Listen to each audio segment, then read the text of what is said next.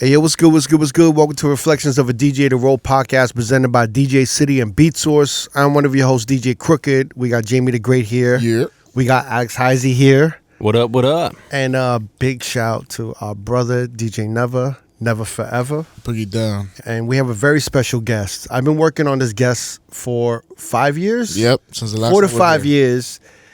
You know, he's been trying to stay low key. He you know, and I finally on this trip to New York got him on the podcast.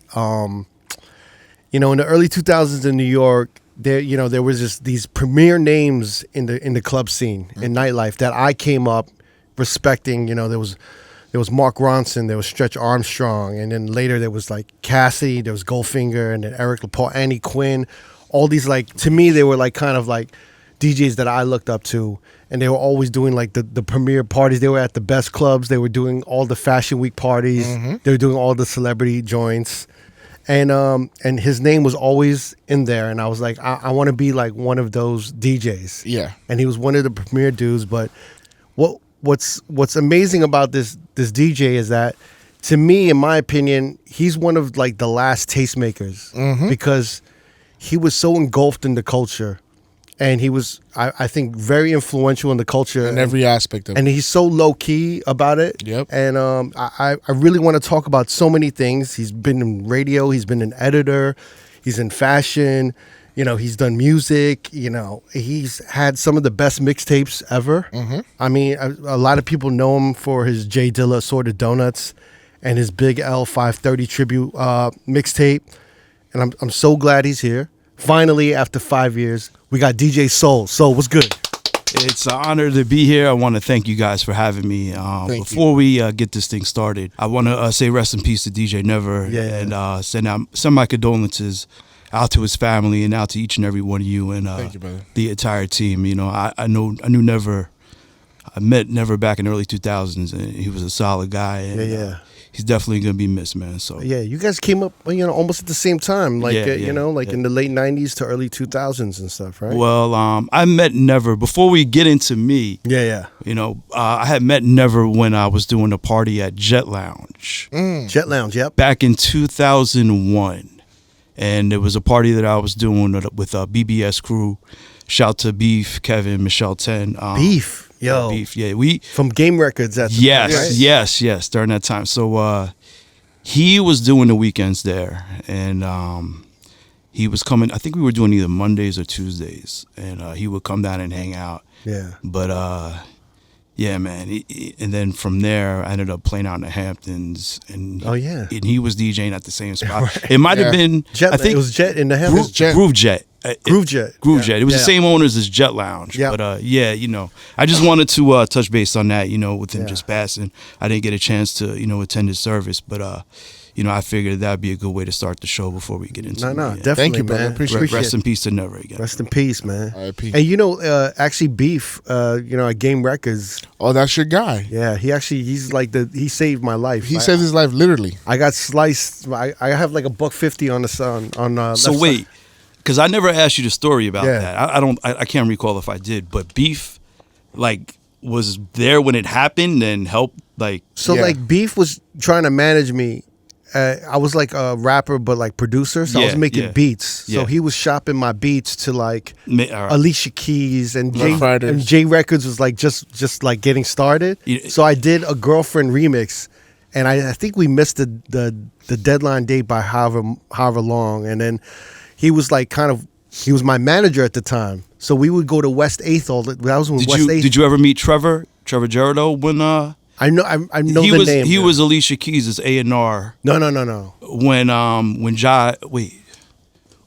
Jive. J Records. When Clive left Arista to start J Records, he brought Trevor with him from Arista. Yeah. And it's funny because Trevor, we went to school together, and that was actually he's a close friend of mine, and me and him did our first party together. Oh, really? In the city towards the end of 1997 at a venue called Two Eyes. Two Eyes. And how I started in nightlife, you know, I had DJing below 14th Street doing downtown parties. Was me and him did a Monday night party at Two Eyes, and the party did good. We had Tony Touch as a guest DJ. Doo-Wop ended up coming to the party, Jessica Rosenblum. Wow. And, you know, during that time, Cheetah on Monday nights was the party. You know, so we had a good night. The bar rang a couple of thousand. And off of that, the manager of the club approached us about becoming part of a weekly party on Tuesday night, which competed against Rebar. Wow. You remember Mark Ronson was at Rebar on Tuesday nights. And the people promoting that party was Mark LaBelle, who now became part of Eminem's management team, and Big Frank, and Roland. I think Roland was part of it, and a few other people that are I apologize if I forget. Nah. But yeah, so but you know what, like your when you came up in the nightlife and club scene, your era is one of the eras that I missed, and I really wish I was there. And during that time, yeah, it was, to me, it was like the height of hip hop invading the club scene, and it was very it was very competitive, very competitive. Really, I mean, up until the 2000s, the mid 2000s, I still think it was competitive because everybody. But it's the first time that hip hop was entering these like high end venues. You know what I mean? At the time, you know, like, all right, the premier DJs at the time were Stretch and Mark, and you know, first it was Stretch, Clark Kent, blah blah blah. Then you know you had your second wave, which included Mark Ronson, Jules.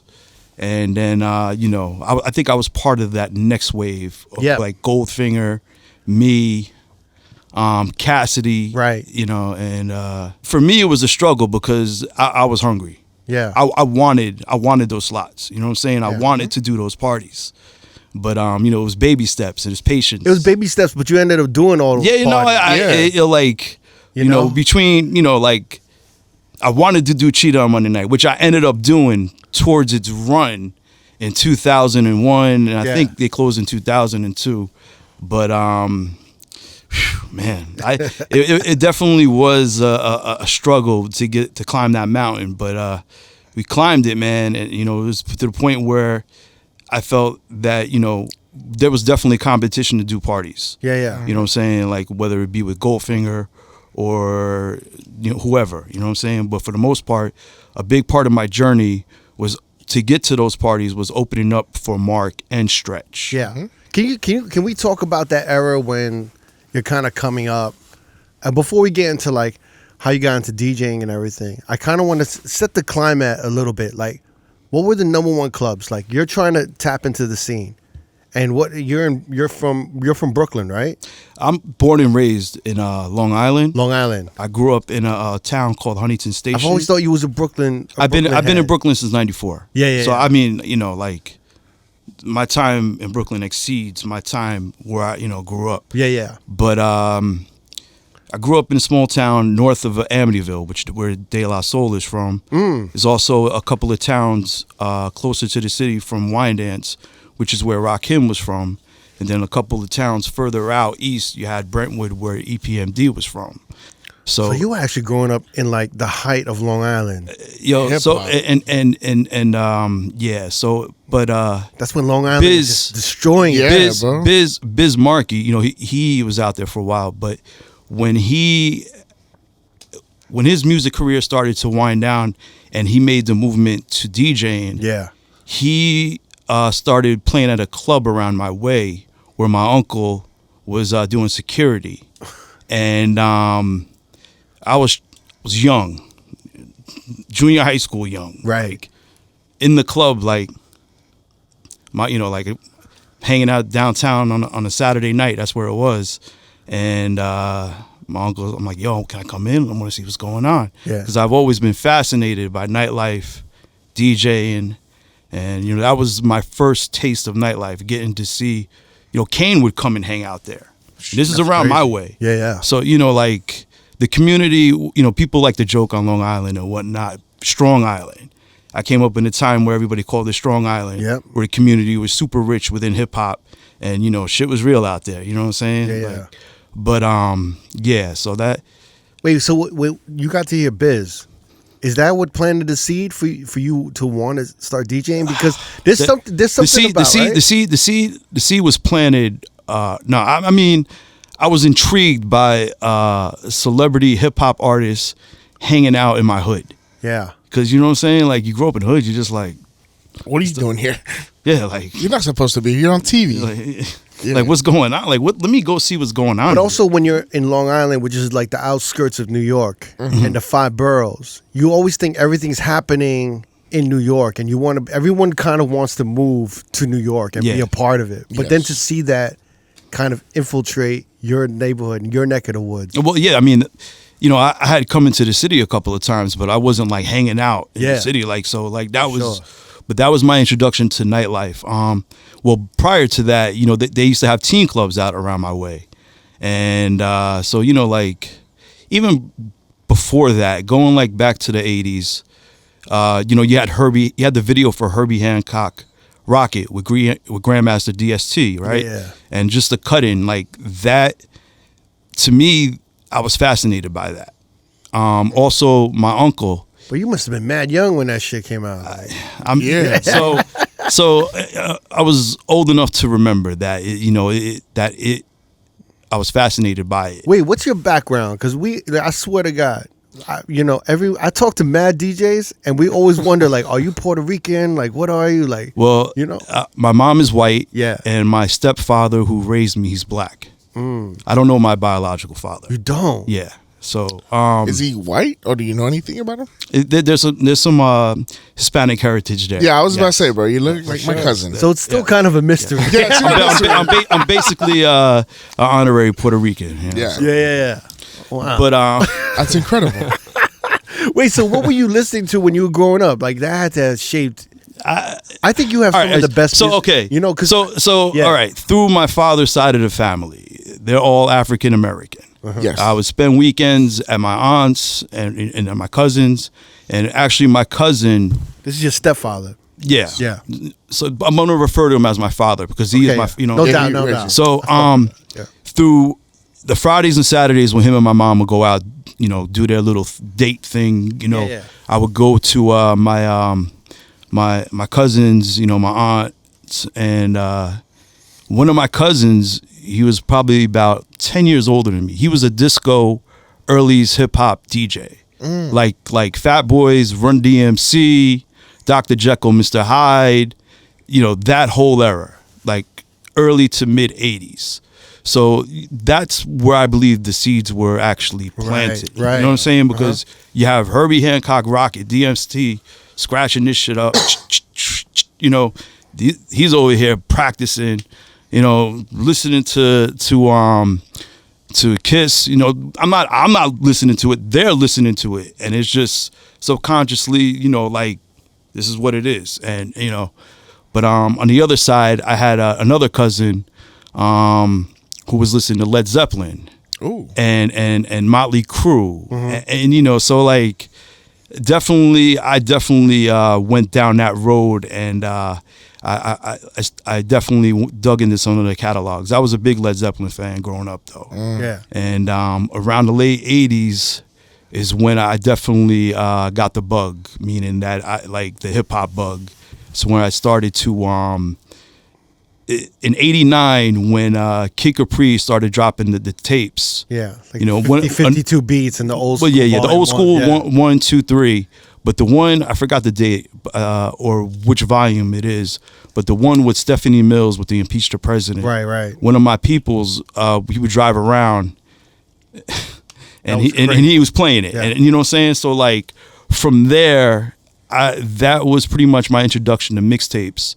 And I started to go ham with it. I started to travel frequently to the Avenue, buy mixtapes like on a weekly basis, buy clothes, sneakers.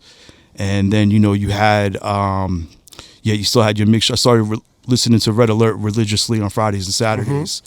And then you had the rise of Def Comedy Jam with Kid Capri on camera, getting busy with the dancers. That was actually like my favorite when I watched Def Comedy Jam, like watching that segment. Like in between the comedians, like Kid Capri would just go ham. He would cut up the Def Jam promos, to the Terror Dome, and then you'd see him like kind of scratch and do the shit, and then he'd stop the record and start tapping it, and you heard like the bass from when he was tapping the vinyl, moving the fader with his nose. Those interludes are amazing. I recently learned that you can't find those video clips Really? with the original music because Def Copyrights. Jam, yeah, exactly. The licensing So and copyright. if anybody has any old Def Jam videos or DVDs with the original music, hold on to them or actually let me know. Let me Upload let me them on get a copy. YouTube. Yeah, yeah. Fam, like at the end of the Def Comedy Jam, like it would be the credits, and you'd hear Kid Capri just going off for like 30 seconds. But that was like gold. It was just like you heard him cutting up like, you know, crossover EPMD. But you're just like, oh my God. Crazy that he's just juggling it back You and live for forth. those 30 seconds at the end. Yeah, I would rewind. I would videotape it, rewind it, and just watch it again, see what the fuck he was doing. So, you know, that put a bug in my, I mean, that put a battery in my back. Also, you know, you had Juice. Yeah, of course. I think it was like 90, 91. And then you also had in Living Color where they had the fake DJ. Yeah. But it was the rise of DJ culture. Was it SW1? In hip hop. Yeah. And that definitely, it planted the seed for me to want to do this. That's when your And popsy got you like a pair of turntables. so for my birthday, I had asked him for DJ equipment. I didn't think he was actually going to do it. Oh, wow. And it was a Saturday. I'm born in June. Home Saturday, I'm just chilling. And he pulls in and he's like, yo, I came home with 2 Technique 1210s, a Gemini, like the 18-inch, is it 18? The Gemini mixer. Yeah. But with the sound effects, like the siren, the explosion. Yeah. And he had brought me. He had also got me two speakers, like 12-inch speakers. Wow. So him and my uncle went to Uncle Steve's on Canal Street, and they surprised me, and that was it, man. Like, Yeah. I practiced. I didn't have anybody. I had mutual friends who had DJ'd that like gave me like an ABC tutorial. Like I went to their house once, and they were like, yo, you know. But I pretty much taught myself off of listening to Red Alert, Kid Capri, and, you know, blah, blah, blah, Ron G. Ron G, super inspirational to me wanting to DJ because of the blends. Yeah. I, like, you know, hearing Kid Capri do the acapella of Stephanie Mills over in Peace the President, that was the intro, but like that was really the first time we really heard two worlds colliding at the same time. Yeah. And then Ron G just took it to another level. But you know, but like but it was the 88, 89 when Soul to Soul came out. Yeah. And even prior to that you had Hot Day, who did the New Edition blend. Mm-hmm. Reach Out. Right. Once in a Lifetime groove. Touch. Yeah. Once in a Lifetime groove. So, you know, like they, you know, and you also had like the 45 King, who had the Spread Love, acapella over the All Right break, you know. So all of that was, you know, but like Ron G was doing like Remember the Time over Check the Rhyme. Well, which was crazy. He did Shabba Ranks, Trail a Load of Girls over Check the Rhyme. Check the Rhyme. What did he do with Remember the Time? He did. I thought he did Remember the Time with Check the Rhyme. Nah, that's what I thought I heard. I don't remember the Remember the Time remix. The ones that stood out from Michael Jackson is the Man in the Mirror, I think, would Make the Music by Biz Markie. Okay. I'm pretty sure that was the blend that it was like, God damn. But you know what? Ron G also broke the mold for what was expected of a DJ because he didn't scratch. He did. Well, he did. He transformed a little bit. He would do blends, and like towards the end of a song, he'll catch a part. Like let's use Jomanda. I like it. I can't remember. But he was just known for more like just being super clean. And just like having dope mixes. You know, for all the viewers out there, if you want to get a taste of what we're talking about in regards to Ron G, there's an MTV Raps clip with Fab Five Freddy and Kid Capri of him DJing at Rockin' Will, and it's him mixing Jody Wiley Friends with Ed O.G. The hell's Gotta Have It? Gotta Have It. That's he does 2 blends. That's the clip. Watch that, and you'll get an idea of, you know, what we're actually talking about and the inspiration that it had, because it created a whole new wave of DJs. But you know what? Actually, there was Grandmaster Vic. He was doing blends as well.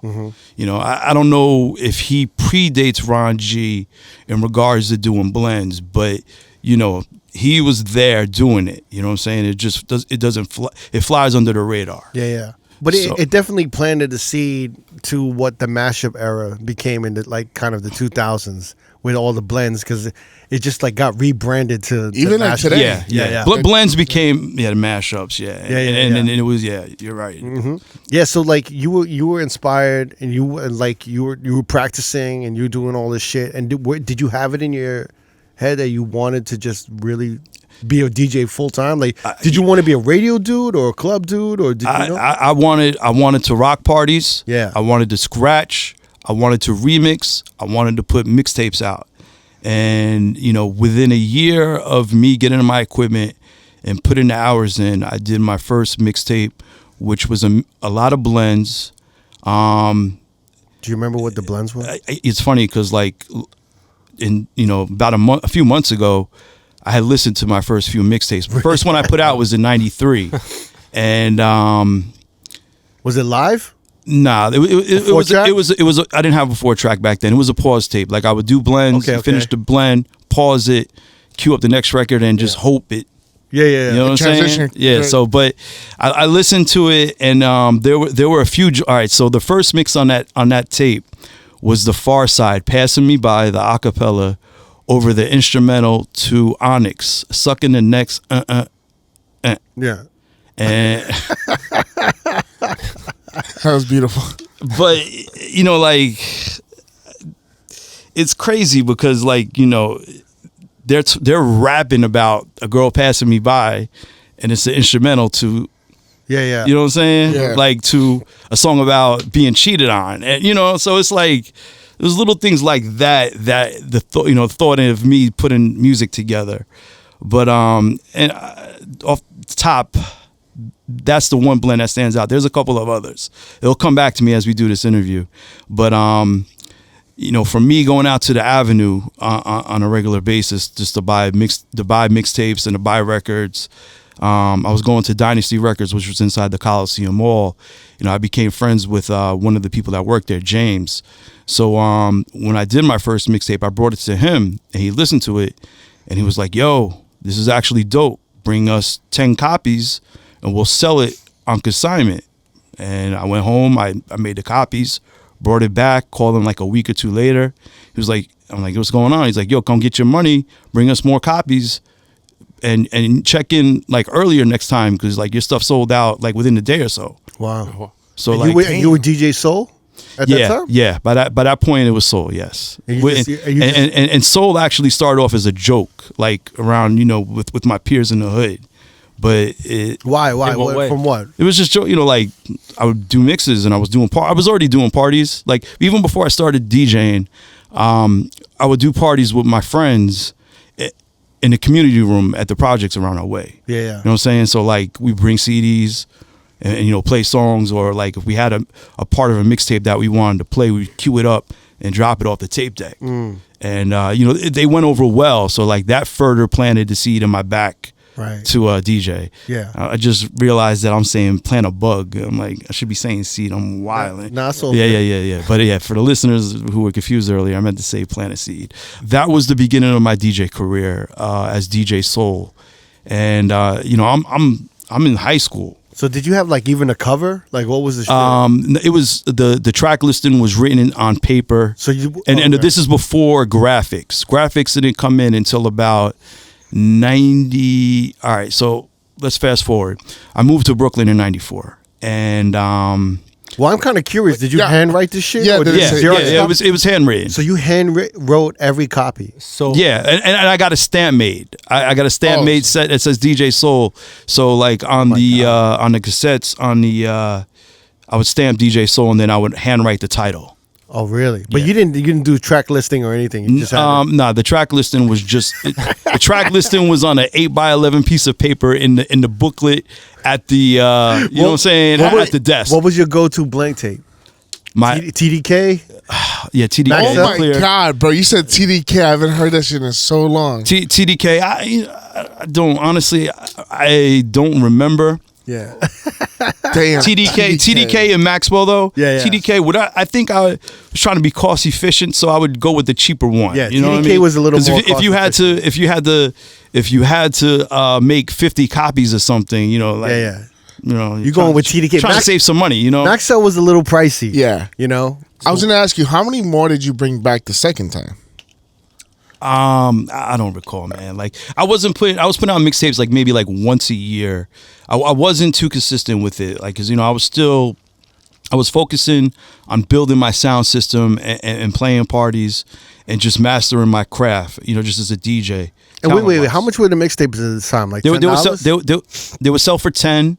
And you got 5? Yeah, consignment. You know, so the store would take 5. I get 5. That's not bad. But I got to minus my expense of whatever $1 or right. 80 cents or whatever it was at that point. You know. That's what I was thinking. I'm like, the next time he probably brought him 50 and. Well, it's hard to make like all those copies, especially when you were just doing we'll get into the evolution, and you know, and I did evolve to where I had to find a duplicator because I wasn't dealing with that. But you were doing it all by hand, right? Well, originally, like when I'm a young teen when I was doing it.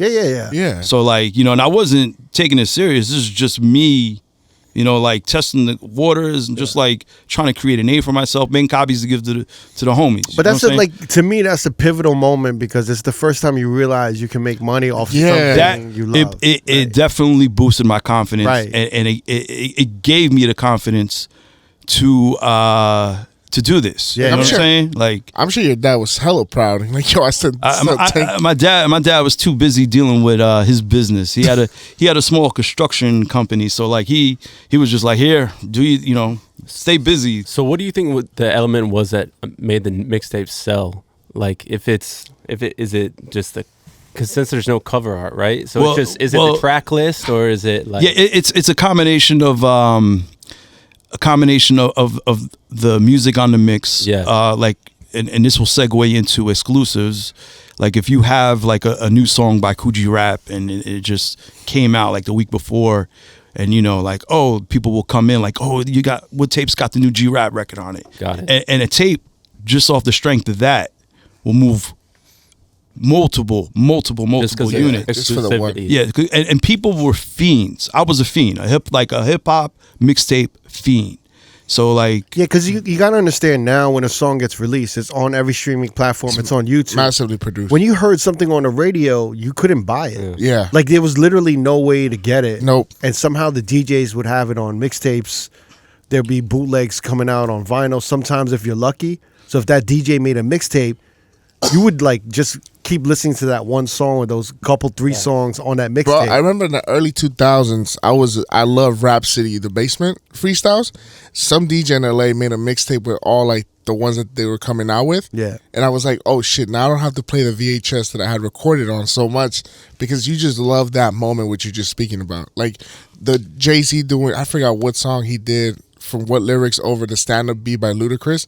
It went crazy, yeah. But it was a verse on the Black Album eventually. But those moments, you trying to capture those moments. It's not like today where it's just massively everywhere. It just wasn't accessible. Yeah, you know. So it was really important to tap into like DJs. So it was a combination. It was a common like, you know, DJs developed a following. You know, whether it be Ranji, you know, people checking for his blends, whether it be Kid Capri. Kid Capri tapes were more about song selection, flow, and you know, a little bit of skills here and there. Then you had the rise of DJ Clue.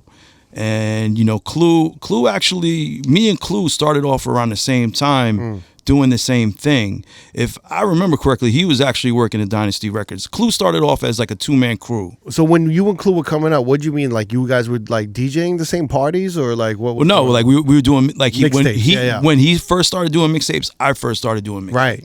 Okay. So, and I actually remember we did the same blend. He had it on his tape. He had the same blend as me. Which do you remember what it was? It was the instrumental to the Gap band Outstanding. Yeah. With the acapella of Coogee Rap on the Run. Oh wow, that's good. That was on my first tape. That was one of the mixes. Wow. But Anyway, so yeah, I put out a few more. You know, I wasn't being too consistent. I wasn't not going to say I wasn't taking it seriously, but I was more focused on just learning the craft. Yeah, you were so young. Yeah. And so were you like when you were coming up? Were you like? I remember at this time I would come home from school and I'd be at like channel 31 or channel 3 with Video Music Box. Yeah. That started to happen in the late 80s. You know, like prior to me, before I watched it. You know, my cousins would be watching it. Right. And it would just be like, oh, we're watching Video Music Box. All right. New LL Cool J. You know what I'm saying? Like New Kane. And we got to say, this is before MTV or any TV. There was no hip hop or like certain R&B. None of that. There was no representation for the culture on TV. BET existed, but they weren't playing rap videos. No, but like 106 in Park, it was none of that. No. Yeah. But 106 in Park is like that's like so far that's what I'm down. saying. This 2000s. is pre this. This is before. Yeah, this is late 80s. Like before I started. I started DJing in the early 90s, 92 to be exact. And then I went to Brooklyn. I moved downtown. I was going to school there. At the time, you had B Street Records where Goldie was working. Right. I met Goldie right around that time, but it wasn't where it moved to where it was in the basement. It was further down Fulton towards the courthouse where they had multiple floors, and the records, I believe, was on the 3rd or 4th floor. But where there was Music Factory, which was closer to Albee Square, and in the basement, Craig G was working there, not the Queensbridge rapper, but the DJ from Uptown that did the collabs with DJ SNS. So that was pretty much my introduction to Brooklyn. I would go hang out down there, and he was coming up around that time. SNS had made his name, and I'm not going to say he was riding off of SNS's name, but he was attached to him and he was doing his thing, and eyes were put on him, and Flex actually put him down with the Flip Squad. So like during all this happening, I'm just hanging around, hearing the conversations of people coming to see him, and I started to soak it up, and I started to learn the games of the industry, or just see how the industry functioned from a DJ standpoint. So you were learning a little bit of the politics, right? Oh, from the jump. What's one of the things that you heard that you were like, oh shit, I would have never thought that would have been a factor? More than anything, I was learning about mixtape distribution. Because and one of the things I realized back then, like when I first started doing mixtapes, I was just selling them on the Ave at a Dynasty Records in the Coliseum, and Abraham, who used to hang out. He would hang out in front of the jewelry store on the corner of 165 and the Ave, and you would have cassettes, and he'd just be out there selling cassettes all day. So like with me selling mixtapes, it was just those two people. Yeah. And then a couple of homies or a couple of spots around the way out in LI. But I started to learn distribution, and I started to see that DJs who sold their mixtapes in Queens wasn't selling their tapes uptown, or they weren't selling their tapes in Fulton out of B Street or Music Factory or whatever. So that was the first. But why is that? Because the sounds and was so regional? There was a regional aspect to mixtapes within New York City. Of course. Without any question. Because uptown, they want to hear certain shit. So I would say Kid Capri, he was all city. He went all city. All city meaning he was one of the first DJs where his stuff sold everywhere throughout the city. Then you had Ron G, then you had Clue, but like in Queens, a lot of the Queens DJs who were DJing at that time, whether it be like Ike Love, Buddha Barber, even Dog Time. Dog Time came a little bit later, but like they would sell their stuff at B Street, but you might be able to find their stuff at Harlem Music Cut, but like if you went up to Fordham Road, like Young Star, which is off the Grand Concourse, or Music Factory on Fordham, you weren't going to find those DJ stuff being sold there. So, whether it had to do with favoritism or these guys being, the favorites of the hood and them getting to shine in those areas, I mean, that's a big possibility. But that, like, I can imagine that. I can see that's definitely, because also think about it. You had Buck Wild, Lord Finesse, and this is their BX uptown. Right. You couldn't find their mixtapes in Queens. Well, maybe at one or two spots, but you know what I'm saying? Like they weren't all city like that as well. So, but I could see some like local motherfuckers be like, yo, why are you selling their tapes? I can make, you know what I'm saying? Like, you should be pushing our shit. No? You know, so like for me, I started, you know, whenever I would make mixtapes, I would travel through to different boroughs and try to get my stuff in the shops. And, you know, some people would take it, some people would front. So that was my introduction. What was their front? Like, just like, yo, no one knows who you are kind of shit? Or it's just like you look at the tape, like, all right, we're going to have someone listen to it, and then, you know, well, but like, I remember I took it to Music Factory, and they just fronted on me on the spot. And I was just like, all right, you know, cool. You know, it's all love. And at this time, were you and actually, Goldfinger. Yeah. So Goldie was working at B Street. Yeah. So in 95, 96, I wasn't putting out mixtapes too often, but I put a mixtape out at the end of 94. I didn't take it to B Street. Maybe I did. Maybe they fronted on it. I dropped another tape in 96, and I had P-Type do the graphics. This is when the graphics were official. Yeah. I took it to B Street, and I was cool with Tracy, who was the manager. And I was like, yo, Tracy, I got this mix. Yo, give it to Goldie. And you know, it's going to be on him to make the call. And, you know, me and Goldie became cool. And I gave it to Goldie, and, you know, I was like, yo, all right, you know. It's like, you want to make no promises. I don't, you know what I'm saying? Like, I'm not, you know, I want, if I make a mixtape and I give it to somebody and this person's going to approve for the shop to sell it, I want them to want to sell it because they think that it's a quality product. They believe in the product. I don't want them to take it because, oh, you know, we're cool, you know what I'm saying? Or we have mutual friends or whatnot. You know, so but at this time, if you're making a tape, then the distribution is already done. So you already made like 500 or 300. Well, nah, I'm still like 100 at the most. Okay, I'm still getting my feet wet and I'm learning the game. But like you're going, like someone's making the copies for you, or you're still making everything yourself. I'm pretty much doing them. I was doing them, yes. Oh, you're making them by home? Yeah. Wow. I was doing the speed dubs. Yeah. Left the tape with Goldie. I think I came back the next day or the day after, and I was like, yo, he was like, I was like, all right, word. I'm like, sure. Thumbs up. And so like that was the next step of my evolution of being a mixtape DJ. So I got my stuff into B Street, and then I got my stuff into Harlem Music Cut, and then I got my stuff into Young Star. And I started getting phone calls from a couple of stores from out of town, and you know I would send my stuff to them, and you know there's growth. So I was going to Long Island University or LIU across the street from Juniors in downtown Brooklyn, and so I wasn't doing radio there, but I became cool with the guys who did radio, and when we did parties, I ended up becoming one of the hip hop DJs at the party. Primarily, the parties were all dancehall. Right. So, like, I became the hip hop DJ. I would come on, play an hour, I would maybe play an hour set, or maybe I would play 2 shorter sets throughout the night. And Foxy Brown was coming. She's underage, and this is when she, you know, started coming up in the game. So, like, I'm doing stuff like this DJ-wise, party-wise. And I'm putting out these mixtapes, and, you know, I'm getting booked for other college parties here and there. Is that where, because you were always known, like everyone will talk about you, but you was always known for having that ill dancehall set. Yeah. Is that where you started soaking and absorbing more of the dancehall? It was always around. For me, one of my uncles was he was big into Jamaican music. Okay. So but it was more like the foundation of reggae and roots, and which became dancehall. Right. So like from there, it was Red Alert on Kiss.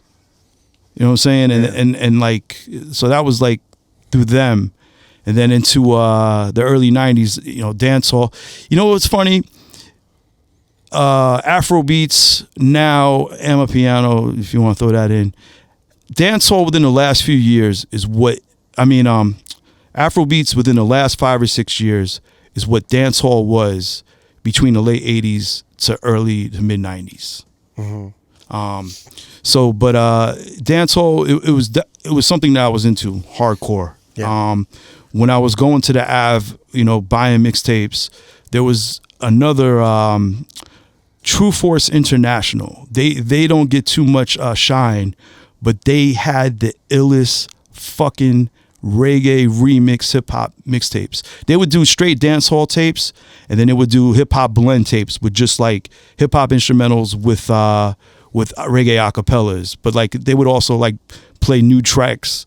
I'm gonna post it and I'll send you the link, and if you want to share it with people. But like they definitely inspired me to want to do that type of stuff, because going back to my first mixtape, I did do Buju. I did a Buju remix over Redman, Tonight's the Night. I think it was Deportes. The acapella to Deportes. But that was always my thing. I always tried to stay up on new dancehall. And you know, that was just something that needed to be a part of my set, and it's something that I genuinely love to play. But like dancehall is so critical in nightclubs, just for the fact that it's really the time, and this is like in the 90s, that like hip hop was not really dancing music. It was like very head bop. You know what I'm saying? but like dancehall was when the girls, like you really got close to girls. If all right, But if you go back to the Latin Quarter. Yeah, and you had the two dance crews. I forgot their names. Yeah, but it was a big those. But crews, I'm talking about dancing with shorties. Oh yeah. Well, all right. Yeah, I'm not talking like breakdance is bad. When it comes to parties, when it comes to parties, when it comes to rocking the parties, the goal is to leave with something. Of course. A number, or short, whatever. Yeah. Or you go to a party, you're there. Getting a number was everything. You know what I'm saying? Leaving with a girl. My formula to DJing parties, I would always try to end it off by playing dancehall and R&B. Yep. Because you're setting the tone for that to happen. Right. If someone comes to the party and they ended up bagging something up or leaving with it, that's a success. You're the unspoken wingman at that point. Yes, without any question. You're helping that gentleman. I'm telling you right now, at that time, motherfuckers would run to the DJ and be like, yo, fucking play reggae, bro. Yeah. Play reggae. Because there's no hip-hop you're dancing to in the late 90s. Nah, but like 90s hip-hop is not like shit that you would dance with a shorty. Yeah, it's literally dudes just head bobbing. So the dance halls when the girls would be like, yo, like because what hip hop are they dancing to at this point? No, but you gotta understand, like no one was dancing close with a shorty unless it was a slow dance or it was reggae. Yep. At the time, I feel like I mean, like I'm trying to think. I used to go to the tunnel.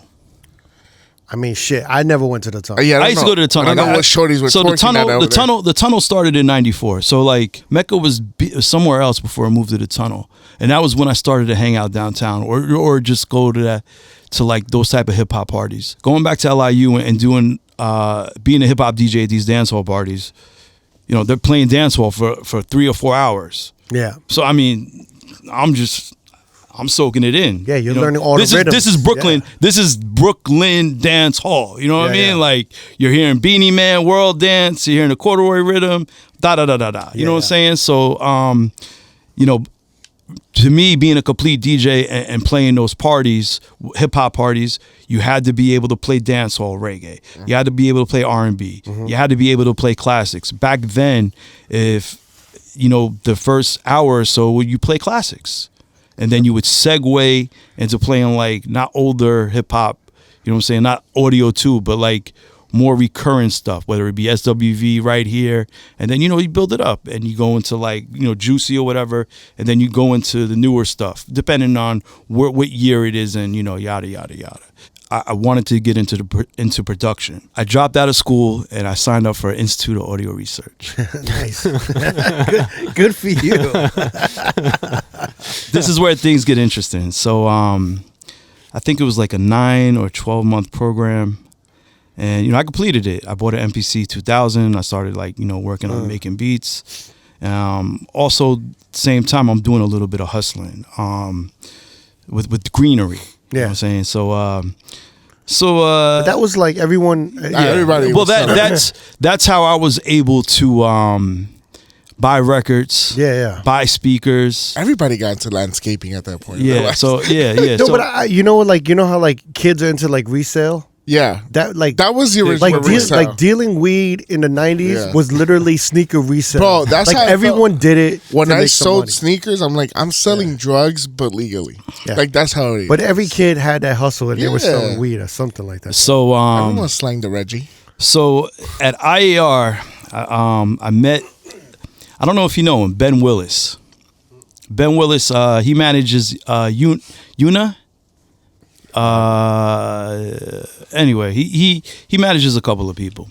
But Ben, he was actually in a class ahead of me. Well, in the program ahead of me. They graduated before us. But he had to make up a class. And, this white boy sitting in the back of the class with like dreads, looking lonely, quiet. And, we just struck up a conversation and we became cool. And next thing I know, I'm like selling weight to him. Allegedly. He graduates from the program and he ends up getting an internship at Rawkus. Ooh. This is like 97. Oh. And Rawkus is on Broadway and Bleecker. I'm IAR's on University, like right near 14th Street. They're close. And everybody at Rawkus was a pothead. So it became a You was the major connect? Really? I became one of the primary green distributers to the office. Wow. Yeah, and I feel like everybody who came up in New York worked at Rawkus. Yeah, at some point. For some reason. Well, I was there. I got in there in the summer of '98. And they gave me an internship. I guess they wanted to keep me around in case they needed product. Right. And it was easy to have the product. So, but the funny thing is, the owners they already knew who I was from mixtapes, which I found out later. They didn't tell me. So like I started an internship there. I was in the back working with Black Sean. He did PR publicity. So I was there for like 2 weeks. And then I forgot, he gave me his credit card one day to run to the hardware store to get some supplies, a stationery store. And it was a Friday, I came back to the office, I dropped the shit off, and I forgot to give him back his card. So he calls me later on that night, like, so what the fuck, man? I'm like, what? He's like, yo, you forgot to give me my credit card back. Yo, my bad, I'll drop it off to you. He's like, I'll be around tomorrow. I'm like, cool. Dropped it off to him tomorrow. And he hit me on Monday, he was like, yo, it's done or not. I'm like, all right, so. Oh, really? Because of that? He was mad. Yeah, he was mad. Oh, shit. So 2 weeks went by. I touched base. I touched base with him again. He's like, you'll come to the office. I'm like, all right, come to the office. And he introduces me to Jason Turner, who was doing promotions in the front. And this was actually better for me. So Jason, he's like, yo, Jason, you got a spot for Soul to help you out? And Jason was like, yeah, come on, Soul, you're going to be working with me now. Mm-hmm. And so we worked right behind Jared and Brian, who were the owners, along with James Murdoch. James Murdoch, who, the son of Rupert Murdoch, who owns Fox, he was never in the office. It was Brian and Jared. So I worked behind them, and I created a position for myself in promotions, doing mixtape promotions, and also doing club promotions where I would take vinyl to the DJs and give it, you know what I'm saying? Mm-hmm. And I started doing mail outs to mixtape DJs for certain releases. I created my own position, and they hired me. Yeah. And I was there for up until 99. And well, how were you able to did they have a list of DJs and mixtape dudes, or were you just researching that shit? No, I knew, just because I knew the market because of the years that I put into the game. And that was something that they weren't even tapping into at all. So they hired Ben. The person who brought me in, Ben, he came in to do radio promotions. He was working under someone else that did radio. That was their only focus. So no, they had him doing radio, and then they also had Jason was doing college. Jason was responsible for college. So no one was doing radio. So no one was doing mixtape, right, or servicing club DJs. Yeah, and that's something that other labels did. So let me rewind a little bit. In the summer of '96, I actually one day I worked for a street team for General. General used to do street promotions over at G Street. He was freelance, meaning that he had accounts with various labels. But I think I came across a flyer, we're looking for people to be a part of our street team. So one day during the summer, I linked up with him, and I went and I handed out flyers, or not flyers, but promo items for upcoming release. It was Tracy Lee. I handed out promo items for Tracy Lee one day. all Harlem, in front of the Apollo, in front of a club downtown. It might have been like Esso's.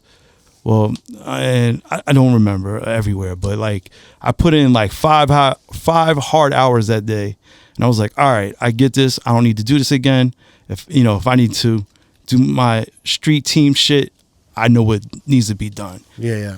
So I absorbed that, and but it also gave you access to these clubs that you wouldn't normally be going to, or not? Well, I did. We did go to a couple of spots that day. I don't remember exactly which spots it was, but again, I was hanging out at the tunnel.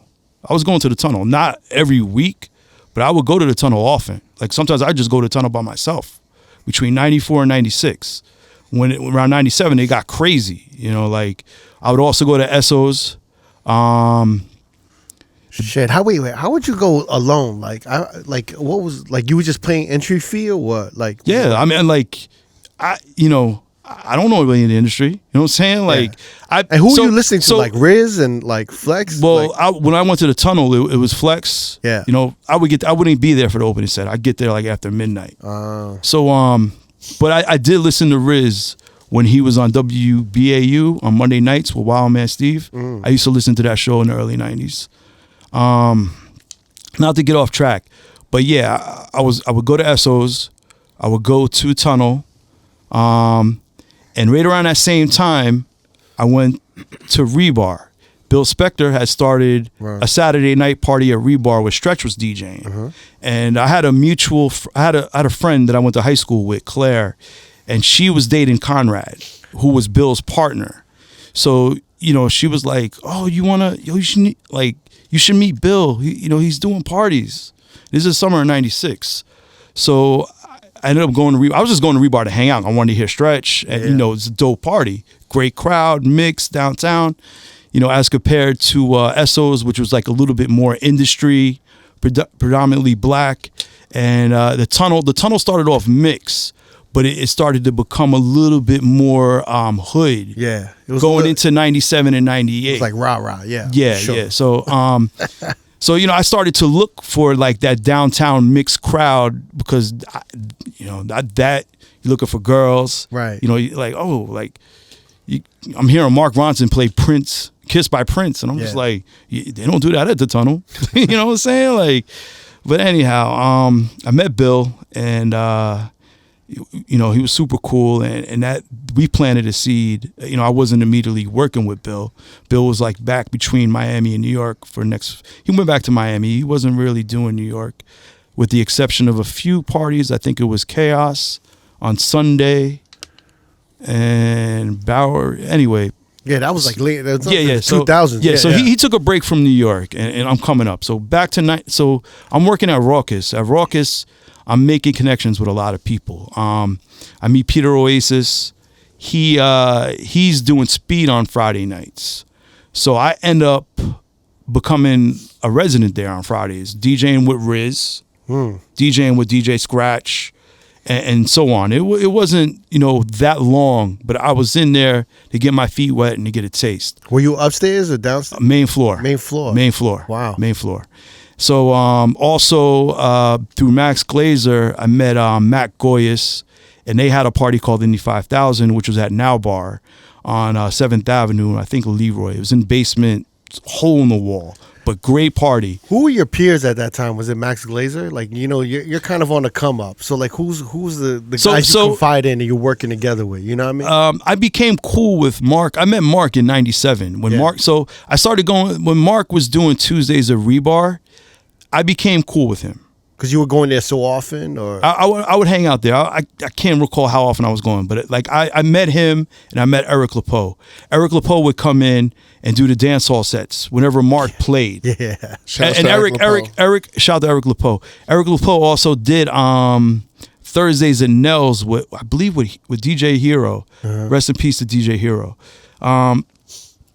So through Mark, actually, I got one of my first guest spots at Shine on Wednesday night. Oh, okay. That was 98. This is around the same time I'm working at Rawkus. So I came in and I did a set, and like my set was, I didn't go in and like play like new shit or whatever. I played like a Ultimate Breaks and Beats like party set, like Dougie Fresh, like Heaven and Hell into like Cavern, back into Heaven and Hell into, you know, different strokes. So, but like everybody, like I finished the set, I was like, I thought it sucked, but it was all right. But everybody was like, yo, good set. Yo, who are you? Da da da da da da da. So like that, you know, that was just started to open up doors. And I was also working, you know, like going to Tuesday at Rebar. I had did a R&B mix in '97. I actually just posted on my SoundCloud. It's an hour mix. I think it's like 30 minutes each side. I think the A side is R&B classics, and I think the B side is reggae. But I didn't post a reggae mix. I should. But I gave it to Roland and a couple of other promoters, and off of giving them that tape, I started to slowly get work, whether it be opening up or filling in for people who couldn't DJ. Yeah. And but that was a big part of, like, I feel like a lot of these DJs put on a lot of the younger DJs. Like Mark was responsible for giving work and spreading work to everyone from Eric LePaul to you to even Never. You know what I mean? Yeah. Whereas like you don't really see that nowadays. Like, but back then it was like, yo, we want Mark, and then Mark would put on, you know, Never or you. Or Eric, I think. Yeah, it was one, because like you said, Eric LePaul, like in the 2000s, to me, was one of the premier DJs in the clubs. All right, you know? So it was him and Goldie. So like, Goldie's rise, and we're just gonna talk about Nightlife. We're gonna go off subject, but Goldie's rise was like '99 Club New York when Puff shoots up the club. You know what I'm saying? Like, he was on fire. I forgot what other parties he was doing at that time. But when he was doing that party, well, he was also killing. Well, he was doing Envy on Wednesday nights. Killing Envy. He was doing Envy on Wednesday nights. You're right. And then when Cheetah opened up the door for Fridays and Saturdays, they gave it to Adam, and Adam had Goldie doing. I don't know if it was Mr. C doing Saturday or Goldie doing Friday, but yeah, Goldie was on fire. Yeah. From like late '90s, early 2000s, and you know we had. So in '98, I also got my first residency. I was DJing at Two Eyes. First, it started off with me being a guest DJ at their Saturday party, which was the resident DJ. I think it was Bobito, maybe Rich Medina. I think Mighty Mai also was like a resident. Word, yeah. So like I got put into that, and I think I started doing it weekly. And they stopped doing the party, and they brought me in to do Fridays with another promoter. And I think me and Goldie were rotating, or at first I think it was me and Goldie rotating on Friday, and I think he went somewhere else. And then it was me and Kenny Parker from Boogie Down Productions. Really? Yo, it's so random, but so yeah, that was my first residency, and you know I'm still like, you know, doing little guest sets here and there.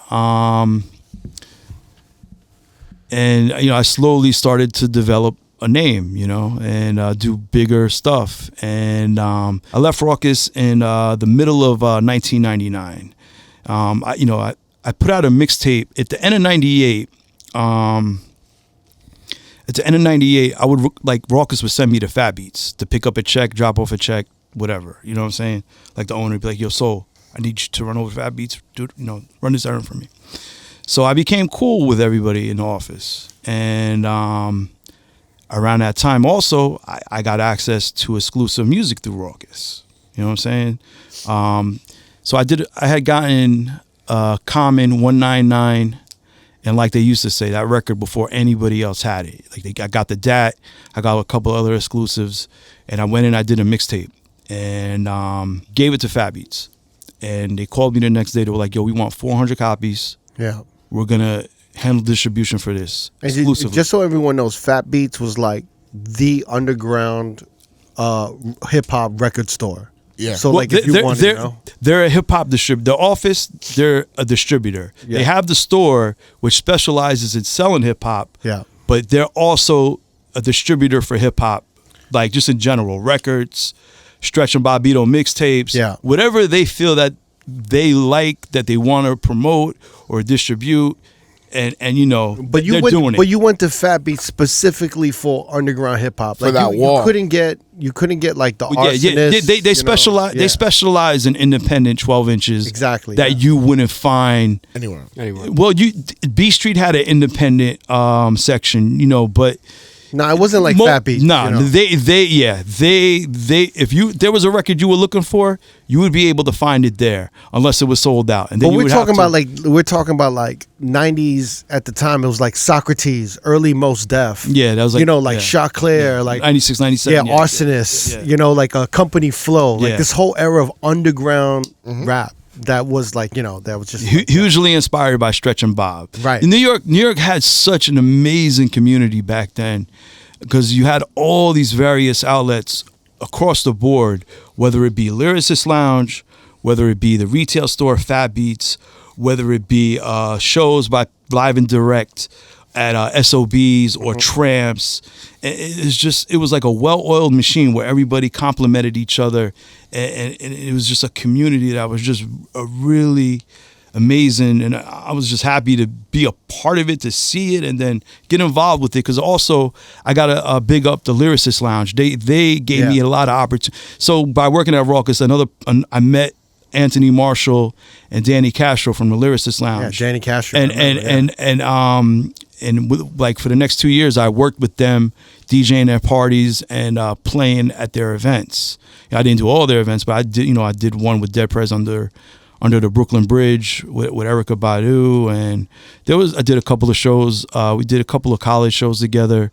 We actually ended up DJing for the Cellar Dwellers because they didn't have a DJ, and so on and yada yada yada. So going back to Fat Beats, I got off track. So going back to Fat Beats, they ordered 400 tapes. I got the artwork done. I had stickers made. I brought it to the duplicator. They handled everything. Sold the 400 copies. That was in October of '98. As I'm leaving Rawkus, I walk out with a couple of exclusives.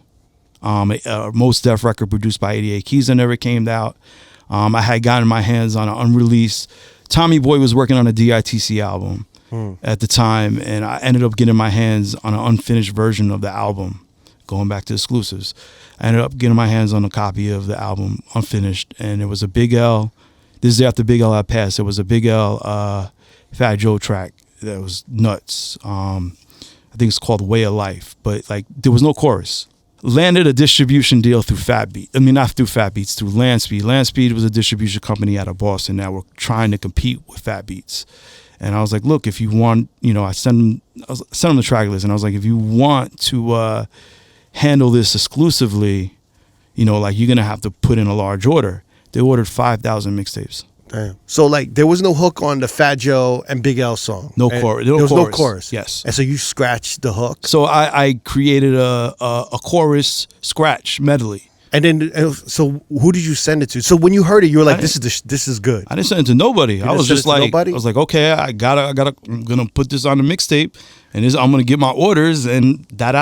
Wow. Release the mixtape, And then do they give you the money up front, or how does that work? It was like a net 30 or net 60, and it was net something. But you gotta have the dough for distribution, right? I got paid. I got paid. But you gotta have the money ready to manufacture that shit. I actually had to go to like a real manufacturer that could that could press the cassettes with the clear case with the print on it, right, and shrink wrap it. Yep. So how fast were they doing that at the time for 5,000? They got it done pretty quick, like within a week or so. So no more handwritten track lists. Yeah, we moved that. We moved away from that in like 95, 96. But and the mixtape comes out, and it just like it created a fire. Like everybody was talking about it. I did promo items for it, like to promote it, like stickers, and like I went and stickered all downtown, and like people were like, "Yo, you like I found definitely got like a newfound respect from people that I was friends with just off of me doing the street team stickering, and like I didn't like just go put up a sticker. Like there would be construction poles, like on the corner of Lafayette and is it Spring? Yeah, because Eminem's office was right there. I stickered up every pole. There was probably like 20 of them. with like maybe 20 stickers on each pole, like covering the pole around, you know, like. He said, they're going to see this shit. Yeah, you know, but anyway, it was a newfound respect on that level. But anyway. Did Rawkus come knocking your door like, yo, you stole this shit? Well, most was mad that I put the 88 Keys record on it because it wasn't supposed to come out. It was originally done for Sound Bombing. But, you know, me and Most was cool. You know, I had a conversation with him. I heard he was looking for me. I found him. And we spoke about it. And it's like, I saw you sold 5,000 copies. But so Stretch, I gave the tape to Stretch, and this is when he was doing Sunday nights on Hot. He took the Big L Fat Joe record, and I didn't put any drops over it. He took it off the tape and he played it on Hot, and Showbiz heard it. Oh wow! And Showbiz was like, "Yo, where the fuck? Oh, yo, Soul had it on his tape." So it became Showbiz looking for me. And if you know Showbiz don't play. He don't play around. So you know, I got a call. You didn't go look for him. I got a call from Rich King. Rich King was over at Fat Beats. He's one of the distributors, and we know. And he told me, I was like, "Yo, my bad. Who'd you get it from?" I'm like, you know, the streets, man. You know. So fortunately, I didn't have to deal with it, you know, the streets in regards to that. Yeah. So you know, knock on wood. But got lucky. Yeah. So, but yeah, but putting out that mixtape though, it really established me as a name in the mixtape market, and also like it led to me getting booked for more parties, and I continuing with Stretch, we became cooler, and I ended up, he was doing a Friday party at Eugene's on 24th Street. Noah Teppenberg and Jason Strauss. This is before they had open Marquee. They were doing their little parties around the city. This is before they opened Sweet 16, which used to be Rebar. They used to do a party at Eugene's, which was like a VIP room on 24th Street of another club. I forgot what the name of the club is. But, you know, it was Damon Dash, Jay-Z. It was a small room. They would go hang out. So Stretch had an opener, and that opener got injured. So I ended up opening up that night and met the opener, and the opener was Mateo. Do you know DJ Mateo? Yeah. Fun Love? And he had broken his arm snowboarding. So I've heard about Mateo. Yeah, good peoples, great peoples actually. His story is crazy, but anyhow, he was like, "Yo, you know, go in, play classics, you know, the standard opening classic set, you know." And he was like, "Yo, you're great, you know." I'm like, "Thank you."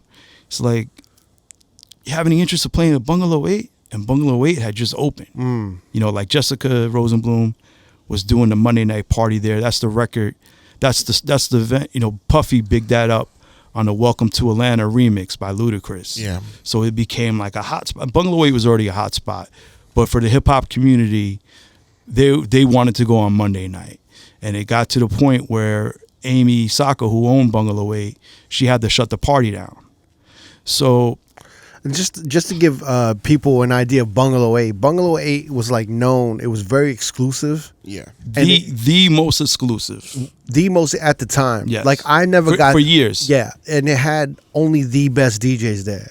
And like I came up wanting to DJ Bungalow 8, and it's like I never actually got on the radar. I think they knew about me, but I never was I was never invited to DJ at Bungalow 8, and it was always one of those things I was like, damn, man, one of these days I'm gonna get to spin Bungalow 8. There was politics involved. Yeah. You know, I'm sure there was. With everything that's But it was like the best of the best were always at Bungalow 8. And they were kind of like maybe the last nightclubs that didn't really let all the bottle service money in. They would say you still had to be cool. You had to be tapped in. You had to know somebody to get it. It's not because this is like around this time, you know, if you like money spoke. So if you were gonna buy a table, you kind of got into some of these clubs to get like, you know, to do all that. But Bungalow 8, you kind of had to be tapped in. So would they like turn away celebrities and?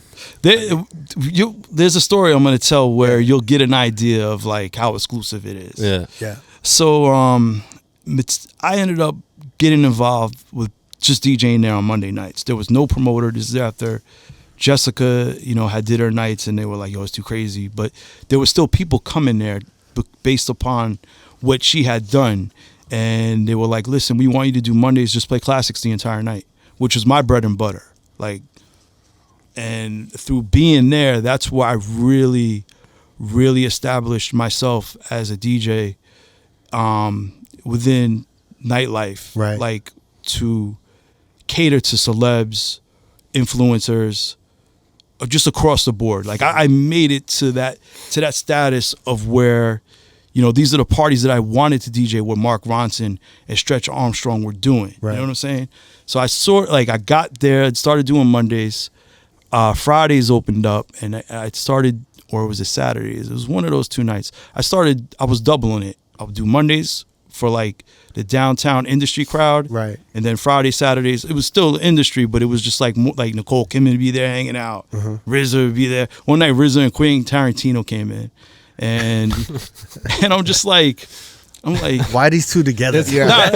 What the fuck's going on? This is around the time of when Kill Bill. But this is one of the reasons why I love playing there so much. It's like, all right, I could just play ultimate breaks of beats, right, with samples and mix in joints. You know what I'm saying? And like not have anybody have anything to say about it, and everybody like ranting and raving like it's Soul Kitchen. You know what I'm saying? But like I'm ripping shit. You know what I'm saying?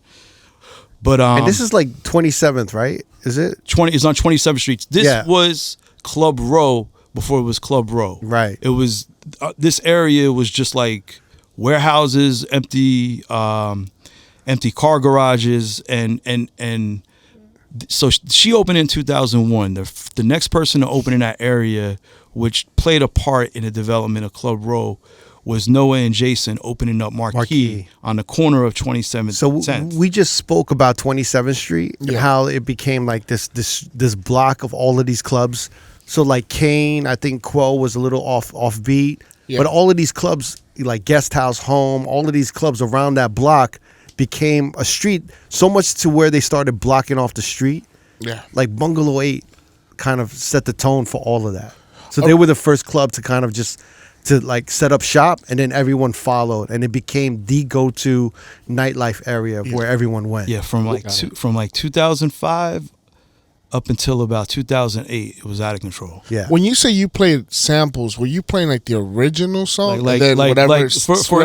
For instance, like I played the Charmels, which was the sample for Cream. Uh-huh. You know, so, and like I'm doing it tastefully. I'm not letting the entire song play, even though that's a song that you could let play and people are gonna vibe to it. But yeah, he was really talented at navigating like a nightclub energy, but playing the original samples of songs and then popping the joint. So like if he just was playing the sample and then he'd pop in Wu-Tang Cream, and then it would hit hard because everyone's like, oh shit. See what he did Yeah, there. yeah. That realization moment. Yeah. Wow. That's incredible. Yeah. So, you know, there were people that did that. Like Ronson would do a little bit of it. AM, around this same time, I met AM. Big AM. DJ AM. Yeah, Big AM. So Not Tablet AM. It was the MTV Music Awards in 2001. All right. So this is right before 9/11. And it's like weeks. I ended up going to the Russian Tea Room for the after party. It was one of the after parties. I forgot who. It was one of the rock groups. I think they were doing a party with Maximum. Ended up going. I got there early. I was hanging out with my friend Michelle, and open bar. We're just chilling, vibing, and AM. I didn't know who was DJ. I didn't know AM, and he's playing like Dennis Edwards, Don't Look Any Further, all night long. Mary J. Like he's playing like rooftop R&B, like the openings, you know. But he's doing really good, and like he like segues into Dennis Edwards, and he segues into to Get Money remix, and then he does a flawless Biggie set that involved like wordplay. You know what I'm saying? Like, and I was just like, yo, whoever this is DJing is killing this shit. And then like he brought it up tempo. And next thing I know, he's playing Michael Jackson, Want to Be Starting Something, and mixing into Bon Jovi, and then into Guns N' Roses, and into Salt and Pepper. And I'm just like, and then Mighty Mai walks by me. And I'm like, yo, Mighty, what's good? Milo, what's up? Yo, what you doing here? He's like, I'm going to see my friend. I'm like, who's your friend? He's like, that's my boy from Philly. I'm like, all right, cool. Like, you want to meet him? I'm like, yeah. So I met AM that night. Yeah. And that was just like, like he was doing what Stretch and Ronson were doing, but it was on steroids. Because he had this turntablist background. Yeah, I know. Yeah. I know. It was on steroids. But I'm saying that because like I don't think people understand. Like Mark Ronson and Stretch. Very clean mixers. Blends. But there wasn't a lot of scratching and all of that, all those routines that turntablists do. And AM was just one of those dudes that implemented that turntablist aspect to like all of that nightclub energy with all these records. Blown away, man. Yeah. And like that just, I was just like, holy shit, like I need to step my shit up. Yeah. Like so, like the bungalow thing, so 9/11 happens and they shut nightlife down in the city for like a month or so. And that was like coming back, that's why I think I started doing Bungalow 8. I know I'd started doing Bungalow 8 2001, 2002. And like by the time 2002 rolled around, Bill Spector had came back to New York City and he started up a Sunday party at Flow, which would later become Greenhouse. And Mr. Mauricio was supposed to be a resident DJ. From Miami. Shout out to Mauricio. He did the opening night. I think he might have came like a second week, but by the third or fourth, he was like, I'm not flying out. Yeah. So I became the resident for that party. And Mauricio has a classic fear of flying. Well, he was 9/11 was happening. He was in the air on one of the planes that needed to be landed. Yeah. But he was, yeah. Remember, he actually, the same place. They actually crashed with me during that time. Because they were stuck in New York. Yeah. They stayed at your crib. Yeah. Him and Raul. Yeah. Raul. I had it in Ralphie and I think maybe one more person. I have a big living room. So anyway, there's enough space for everybody. Yeah. But like after 9/11, do you think like because I hear this from a lot of like OGs and a lot of the DJs because I came up after 9/11. Like that was when I was like actually starting to DJ in clubs and everything. So I never really DJ'd pre 9/11. Yeah. But everyone tells me everything fucking changed after 9/11. You know what? You're right. 9/11 like was definitely it's sort of like before the pandemic and after the pandemic. Ooh, good reference. But that was a year and a half. This was just like a month. Yeah. But can you explain the difference? Like what changed? There was just a sadness in the air. Yeah. But how did that affect nightlife? No, like New York smelled like burning cables. Right. For like weeks. Yeah. And that shit is dreadful. You know what I'm saying? Like But it was also like bottle service emerged a little bit more, right? So yeah, the rise of bottle service, I would say Lotus. Well, yeah. Lotus, where was the spot they used to play at on Lafayette? PM? 2000, Pangea. PM was a little bit later. Pangea? So you had Lotus, Serafina's. And Eric LaPoe used to do that party Wednesdays with Kiki and Unique. Yeah. So you had Pangea Tuesdays. You had Wednesdays of Serafina. You had Lotus. I think they actually opened in 2001. I started working with them in 2002, 2003. Marquee, which opened in 2003. That like even Eugene, like when Noah and Jason were doing their parties, like I'm pretty sure you could come and buy a table with a bottle. You know what I'm saying? But Spa was more anywhere where they had VIP, you could buy a bottle, but I don't think like you couldn't buy a bottle as your way to get into the venue. Yeah. You still had to be cool and tapped in. Yes, because like you had Richie Akiva, like Spa on Tuesday nights, right? Yeah. Richie Akiva was one of the promoters there. Well, Steve Lewis was doing a party, but you had Richie Akiva hanging out in the VIP section, and you had Jay-Z hanging out in the VIP section, and then you had so and so, like these models hanging out in the VIP section. It doesn't make any sense to take somebody who could afford to buy their way in a club and put them next to them, because then you're just killing the vibe. And so what we're kind of talking about is like in New York, you have like, Wall Street types in suits that would like kind of go around who are not cool, but they got the corporate card. They got the Amex card from their corporate, so they could charge however much they want to buy themselves into a club. Whereas this is kind of like post 9/11. where that was possible. I would say right, a little bit more. I would say Marquee. For me, the turning point was Marquee, Kane, some of those spots on Club Row, like what was it? Like Home, Guest House. You know what I'm saying? Yeah. Like I used to do. I was a resident at Home on Sunday nights, but that was like a Dominican meets downtown crowd. Right. So like the other nights, they're catering to bottle service. Right. They try to get those people to come. So that was their way of making money. So you got to understand, like, you know, like Studio 54, like they just let cool people in, or it's like, you know, creative people. If you were cool, they let you in, but no one else could come in. Yep. Like nightlife in New York kind of followed that, and it kind of diminished in 2001 because of the bottle service. Because there was a community aspect to nightlife at that time, but after 2001, it just became a bottom line thing. It was like, oh, you know, like how many bottles you want? All right, let's go. And then there became bottle minimums. So they were letting anybody in, and then you were kind of like, you know. It reminds me of that scene from the movie we were watching, John Favreau, where it's like, yo, you just let P. Diddy in, and no one can get really in. It was like, well, that was Spa. Yeah. That was literally, you're talking about Made with John Favreau and Vince Vaughn. But that's when they were hanging out with Diddy, and Diddy was giving them access, and Richie Key was in that. But again, literally at the it's rope. that cool factor. It wasn't like, yo, I got X amount. Yeah, but they were talking about you let Screech in the fucking club, which was the funny shit. Yeah. But it was around that time, right? That it kind of all changed. Yeah, definitely when Marquee popped up in 2003. That was like, you know, because you had Lotus, but Lotus, you know, they would cater for certain crowds on different nights.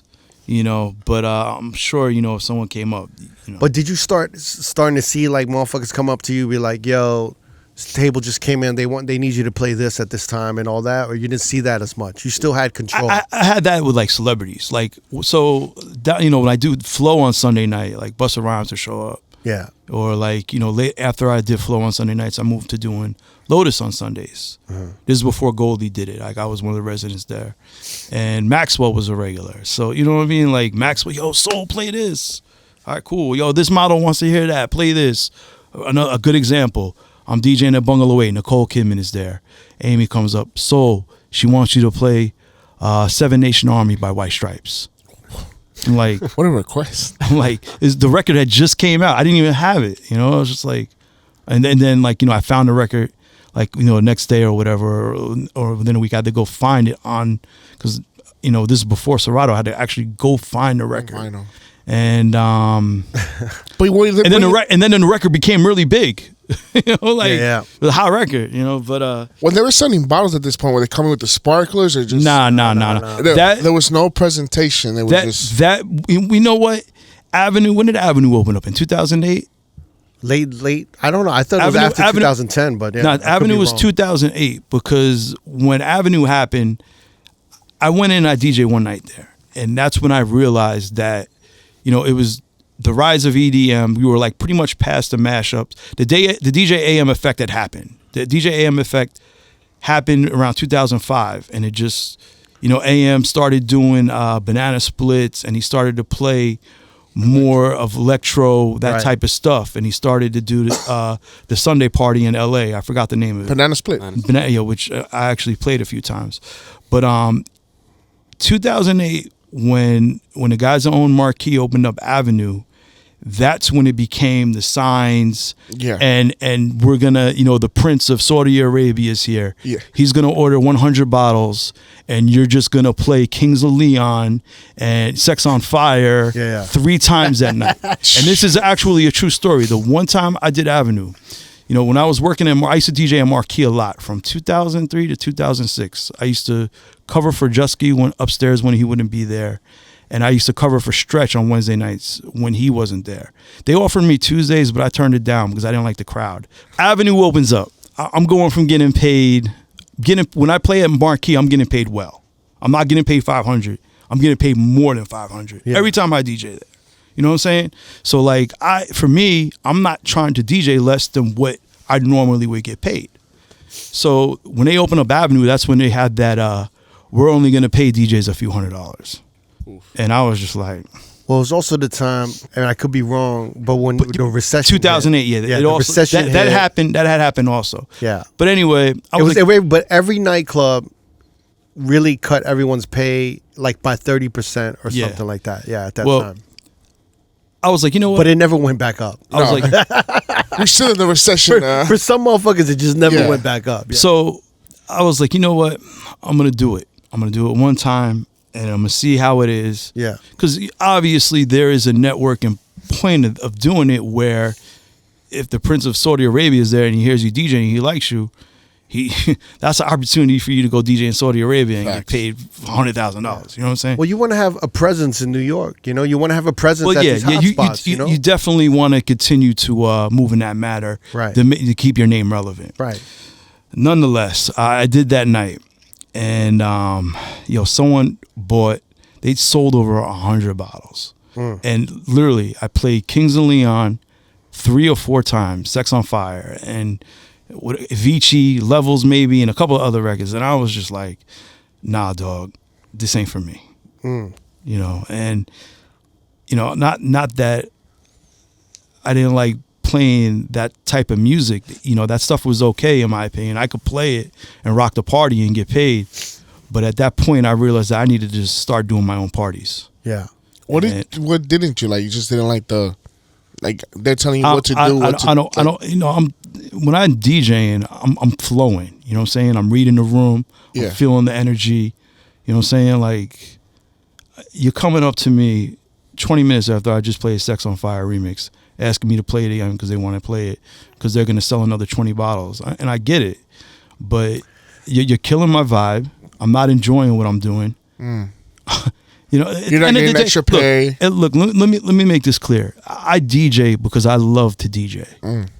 If it's a blessing that I've been able to take something that I love doing and turn it into a career where I make money, a good amount of money. And I think AM had what would he say? He said, find something that you love to do and find and get people to pay you to do. No, it's fine with you. And that's pretty much what I've done throughout my career. And that night, I realized that I did not like this, and this was not something that I wanted to do. And things were changing. It was the rise of EDM music. It was at that time. It was like the formula that was working in Vegas was kind of translating to other cities. Yeah. So, but this is the thing with the sparklers and everything. It all kind of came from Europe too. Yeah. Like all the bottle all the bottle presentations, all of that was stemming from Europe. Even like when they started playing like the Star Wars anthem and people would and you started having all of these things happen. That was in Europe, and all of these club owners would go to Ibiza, they'd go to Europe, they'd see this shit happen, they'd see all this money being spent, and they'd implement it at the clubs in New York and the clubs in Vegas. And so it really came off, I believe, from Europe. And it became this sickness where every club was like, oh shit, they're making tons of money doing this shit. So everywhere wanted to become like Vegas. Yeah. And you're absolutely right. I remember. Yeah. Because that's what I was going through in Vegas, and it just became like second nature where it was like, okay, this is what we have to do. Yeah. But for you, I didn't have this experience. Yeah. Like, that was my come up into the scene. Really, I would play out. I'd play. I would play the Daft Punk records. I play. What's the other record? Music. Music sounds better. Yeah, I played that stuff. Follow like a huge fan of Deep House, Classic House. I love playing that stuff.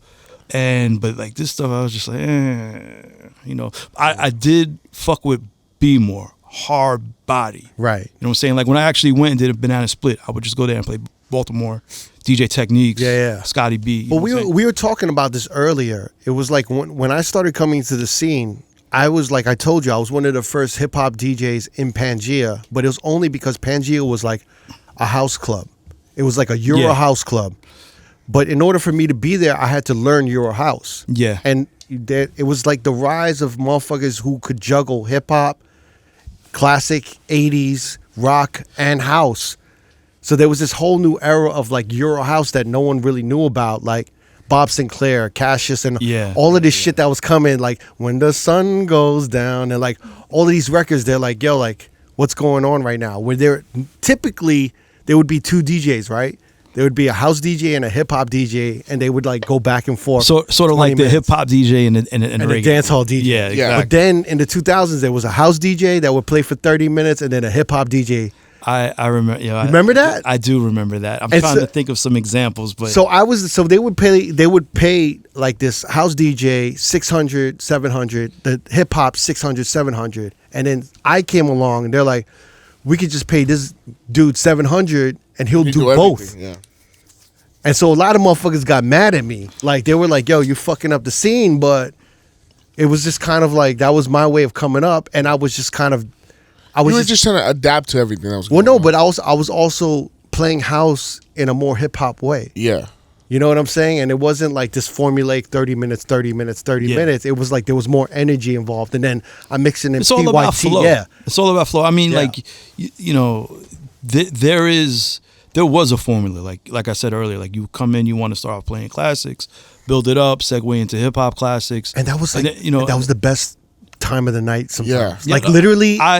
me and Ellie, we speak Yeah. about this all the time. Like I prefer to do an opening set just as he does. Yeah. You know what I'm saying? Like when it comes to that. 11 to 12, I used to show up early and I would just listen to like Eric LaPoe doing, playing George Benson, like Give me the night. Give Me the Night. And then like, I'm hearing all like these dope songs. I'm like, oh my God, Bizarre Love Triangle. Just like hearing all of these records, Hall & Oates. And it was just so fucking dope to hear. And everyone was just vibing. And then there was like a progression in art, to the night. Then you start hearing R&B. Then you hear the hip hop, and then you start really getting into it. Yeah, Yeah. yeah. It was really a beautiful, like, it was just a beautiful Sounds flow to the whole night, honestly, at that time. Yeah, man. Good times. Good Sounds times. like it. That was the time. But, But like it was around that time, like, like everything was changing. You didn't want to do that, right? You didn't want to be a part of this new era. Well, for my own sake, I just realized that for me, in order for me to continue to do this and be able to love it and enjoy myself and make some money while doing all this, I needed to do my own parties. And throughout the years, I had made a ton of connections, and by curating parties, by booking guest DJs. Like if I want to rewind back, like to the early 2000s when I met Never when I was doing Jet Lounge. Yeah. We started a Tuesday night party there, right? And it was a weekly Tuesday night party. We did it for a few months. It was called Sabotage. And the selling point was to book guest DJs every week. And, I booked Stretch, I booked Mr. C, I booked Alchemist, the Beat Nuts, Juju one week, Psycho Les another week, Lloyd Sear, and all the nights turned out great. And that's when I started to realize that, like, okay, not to say that I'm a natural at this, but this is just something good with people. These people respect me. They're coming and they're working with me and they're enjoying themselves. I did Pete Rock's one of the first album release parties that I put together where a label trusted me to, plan the event was the album release party for Pete Rock, Peacementals. Mm-hmm. And we did that there. And Pete came and he played a set, but him and Marley Marl, they hung out the entire night. Like we shut the shit down and we were still hanging out to the wee hours of the morning. And they were hanging out with Roy Ayers, daughter. And that's when I started to things started to click like, oh, like I'm good with people. I'm a DJ. I'm good at rocking the room and getting people to come, because I've created a name for myself, but I'm also good with people. And the great thing about Soul that I want to say is that he was really good at juggling, like rooms like Rawkus for backpack rock, playing like break beats and like samples. Mm-hmm. And then he could do a high-end club where he had to play more rock and more hip-hop. And then he could do a Bungalow 8 where it's all industry. Or you could do a celebrity party, Or I could do just straight hip hop night. Right. My strength, I was good at doing all that, but my strength was doing hip hop. Even as hip hop adapted and it became more Southern influenced with that stuff, with the rise of crunk, through building my relationship with Bill Spector and doing Flow on Sundays, I started to play a lot in Miami, doing Crowbar on Thursdays. I actually landed a residency on Sunday nights at Mint, where I would go down every week. This is still before Serato. I was going down there every Sunday with crates of records to do this party. But that's where I was inspired. I got to see what was going on down there, like from, the Little John stuff to the Yin Yang Twins. So I was coming back to New York and I was playing that stuff and starting to break it. Let's talk about that, because motherfuckers got to understand, New York was not. Nah, they wasn't trying to hear it. They wasn't trying to hear the down south records. Not at all. Not at all. And if you didn't go to Miami, you probably wouldn't have that appreciation for it, because not at all. You were seeing firsthand what was going on. And I adapted. But I appreciate that stuff. Like, when I was going to Miami, I would go to strip clubs and just hang out, because I find it entertaining listening to what they're playing and just seeing the lifestyle and the culture. Even though Shorty got bullet wounds in her back, Jesus. These are my friends. They were like, yo, let's go. Like, yo, I got a story. One time I went down there with my boy Mo, right? Me and Mo grew up together. He's Ecuadorian. So I don't know if it was his first time in Miami, but I'm like, yo, Raul, I'm like, we want to go to Rolex. So he drives us to Rolex. What's Rolex? A strip club? Yeah. I think it was the shit that Trick Daddy owned. Oh, so we like, I don't give a fuck. I'm gonna go. Color. I grew up with black folk. You know what I'm saying? Like, color doesn't mean anything to me. So I go. Raul takes us there. He's like, and I'm like, all right. Well, he didn't want to go, right? He was like, all right, I'll see you guys later.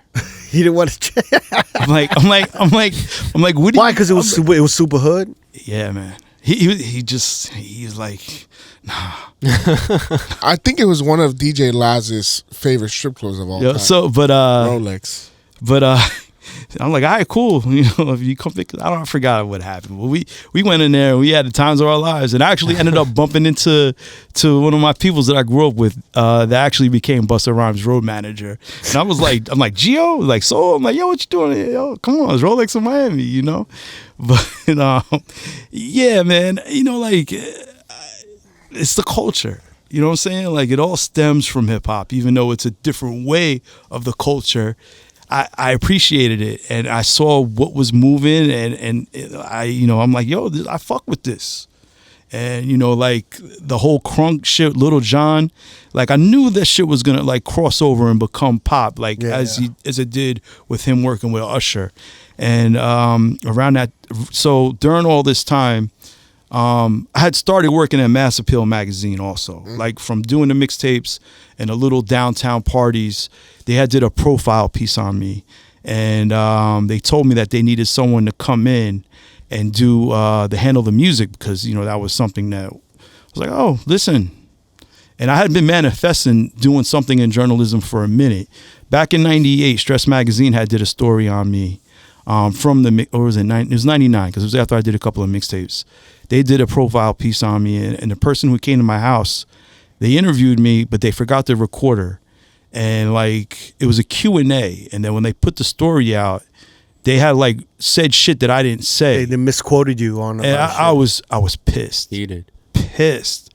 And like, it wasn't bad, but I don't, you know what I'm saying? Like, nah, man, like, get the shit right. Yeah. And let's let everyone know, like, there was a lot of magazines at the time, but Mass Appeal was like the coolest shit. The biggest. Well, they started off. Both Adrian and Patrick, the guys who found it, they were graffiti people. So it started off as a graffiti magazine, where they were like they weren't from New York. They were from like the DMV area. They were like they had did like profile pieces on like borough graph writers. Like they did a Brooklyn one, all the boroughs. So they started a magazine. They were trying to find their way. And along the way, like I said, they did a story on me, and the owner was one of the, he's the one that like shot me for the story, and we vibed, and they ended up bringing me in. They hired me to do be in charge of music, and I was, it just, it was. So what you have natural. To do, like I was in charge. Reviews and I was in charge of 20 pages of music in the magazine. It was 100 pages. Wow. So like you would have meetings when I came in, they hired A-Life as the creative director. A-Life had just opened up their sneaker boutique. No, this is before they opened up the sneaker boutique. They had a store on Orchard Street, I believe, where they sold like, graffiti. They were a design company as well. Yeah. But anyway, they brought me in, and they brought in A-Life to like relaunch the magazine. I think it was like issue 9 or issue 10. And we got the ball rolling, and I was a natural at doing it. Yeah, I did a couple of I would hire photographers, I would hire writers, I made sure the pieces were done. You know what I'm saying? Like all the bullshit. Are you giving input on like, yo, we got to cover this artist? We have yeah. I'm deciding what reviews we do. I'm deciding what features we're doing. Like I'm so hands on that when we get the contacts back of the photos that the photographers would take, me and the owner, who was the graphic designer, we would pick the photos together. And I would sit down and help him design, or I would just give him direction, like, yo, no, we should do this like this or do it like that. And I ended up being with the magazine for over 2 years. Wow, you were doing all this while you were DJing? Yeah. And mixtapes, doing that, mixtapes, and I'm also curating parties. You know what I'm saying? Like with the sabotage thing. Did you feel overextended, or you just loved everything? Nah, man. This is the hustle. Like this is what I want. I'm coming from mine. Yeah. And at the same time, like this is my contribution to the game. Like you had artists like Tragedy, Gaddafi, and Cormega, right? Who this is a good segue. So Cormega at the time, he had became blacklisted from the industry because of the whole beef with Nas. Right. Def Jam had shelved his album. Nobody would give him press. So what was the beef with Nas again? Steve Stout. I think Steve Stout was just like, Mega, nah. Or he had beef with Chris Lighty over at Def Jam had signed him. They just didn't want to put out his product for whatever reason. I don't remember. Maybe I'll go back and read the interview. Wait, wasn't Cormega was supposed to be in the firm? He was originally part of the firm. Yeah. The firm was Nas. You're right. Yeah. It was Nas, Cormega, AZ, Foxy Brown. They kicked out Cormega and replaced him with Nature. Nature, yes. But we don't know why he got kicked out, right? And then, but I thought it was because he went to jail. No, I think he had went to jail prior to that. Nonetheless, yeah. Nobody would do story. No hip hop publication would do a story on him. Me, this is my introduction into the publication world. I don't have relationships with any of these people. No one's gonna tell me what story, or the owners of Mass Appeal, what stories we can do or we can't do. We're off. We're like off the radar. Right. So, but it was a story that people need to know what's happened to Cormega. Yeah. So I got in touch with Cormega, and he was down to do it. And me and the owner, Adrian, we went to a car garage in Queensbridge, took photos. I interviewed him. During the photo shoot, he pulls out a gun, and he's holding the gun at Adrian. It actually turned into like, we used it for the interview, but it turned into like album artwork for like one of his mixtapes, whatever. Crazy. And I'm sitting there, I'm like, damn, man, I hope the gun doesn't go off and shoot. You imagine? But anyway, after the interview came out, Landspeed, going back, who handled distribution for my mixtapes. Yeah. Who bought the 5,000? Yeah. Cormega, come over here, the realness, let's release it. Wow. So boom, and then Cormega had the beef with Nas, and then on the Stillmatic album, Nas had mentioned something about Mass Appeal. It was a very under the table mention, but like it was subliminally talking about the Cormega interview. Like I picked up on it, people wouldn't know unless you know what's going on. Yeah. And I think back and I'm just like, oh, now he's the owner of Mass Appeal. Yeah, I was saying that was just full circle, He held a grudge. But also from the Cormega thing, I became cool with a lot of people from Queensbridge. Yeah. From the Cormega thing, and that led to me and Tragedy becoming cool. And he was signed to G Street Records. Tragedy was the Tragedy Gaddafi. Tragedy Gaddafi was Intelligent Hoodlum, and he's responsible for Capone and Noriega, right? Who Noriega would become NORE for all the people out there that don't know who we're talking about. who does Drink Champs. Anyway, Tragedy Gaddafi has some great underground records that I got from Fat Beats, man. He had some dope shit. The 96 release, Illuminati and True Confessions. Yeah. That's a classic. That's a classic independent 12-inch. Yeah. Pause. So it's a good pause. No, it is. It's really that was such a great era for underground rap. So yeah. So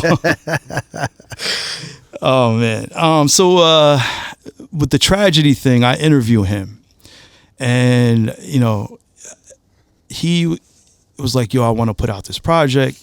G Street, they shelved it. And I'm just like, yo, if you want to bootleg your album, you could do it through Landspeed. And we bootlegged this album. Landspeed was like the first Koch for like Landspeed became Koch. Really? So the guy Are you serious? The guy who was over at Landspeed, his name was Bob Perry. Yeah. He ended up getting a position at Koch. Oh. And he brought all that stuff. I can't say he brought all of it, but he was in the beginning stages of them bringing over Dipset, and I'm not saying he signed Dipset or whatever, or brought over Jim Jones. Yeah, but I could say he probably brought over AZ to Koch, and a few other acts. And interesting. They gave him So he had that blueprint since the 90s. But shit. Going back to the Tragedy thing, this was 2001. I ended up running 25 to Life during that time. Really? Yeah, so like I was the publicist, the marketing person, the distribution person. I handle it all. And I collect a check and I give Trag his money. And, like that was just me covering all the bases and learning more about how to work in this industry and just cover as much ground as possible without having to rely on other people. Yeah. So, yo, I got a question. So around this time, like, how did you link up with Dave Chappelle? Because you were the first DJ for Dave Chappelle. I would say, all right. So, when I worked at Rawkus, I became cool with Corey Smith. Corey Smith was managing De La Soul at the time. He was managing Talib Kweli, and they actually started a label together called Blacksmith. So, I'm DJing Rawkus events. I'm DJing Lyricist Lounge events. I'm doing, parties with Pete Rock, Instrumental album release party. I'm doing my thing. I'm doing quality stuff that reflect that part or that demographic of hip hop. So, not to be too technical, but just to give you an idea. So, I'm doing Bungalow 8 now. Yeah. And I'm doing Joe's Pub. And I'm doing Flow on Sunday nights. And I'm doing the hottest spots in the city, downtown. So he had come and hung out at Bungalow, I think, a few times. Dave Chappelle? No. Corey. Sorry. I didn't meet Dave until we shot the first season together. So Corey hit me up and was like, yo, so Chappelle is shooting a comedy show for Comedy Central. We need a DJ for 2 days. They were shooting it at 106 in Park. With the studios where they shot 106 in Park. Yeah. So we shot it at the end of 2002, I think in November. It was like maybe a Friday and a Sunday. I have the pass at home with the dates on it. But allegedly there was a pilot episode.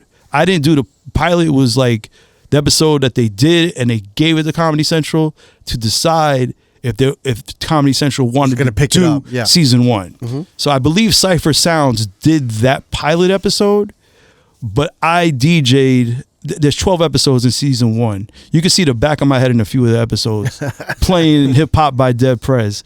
But I DJ'd, I think maybe 10 out of the 12 episodes. We shot a majority of that season in those 2 days. Wow. So but I was the DJ for season 1 of the Chappelle Show, contrary to whatever Cypher Sound says. No, don't say that. Let's start some beef. Yeah, let's not do that. Cypher is my brother. We worked at Rawkus together too. Yeah, because he did work at Rawkus. Yeah, it was funny because like when they hired him as an A&R, I was doing A&R stuff also, and I was like, yo, y'all should pay me to be the A&R.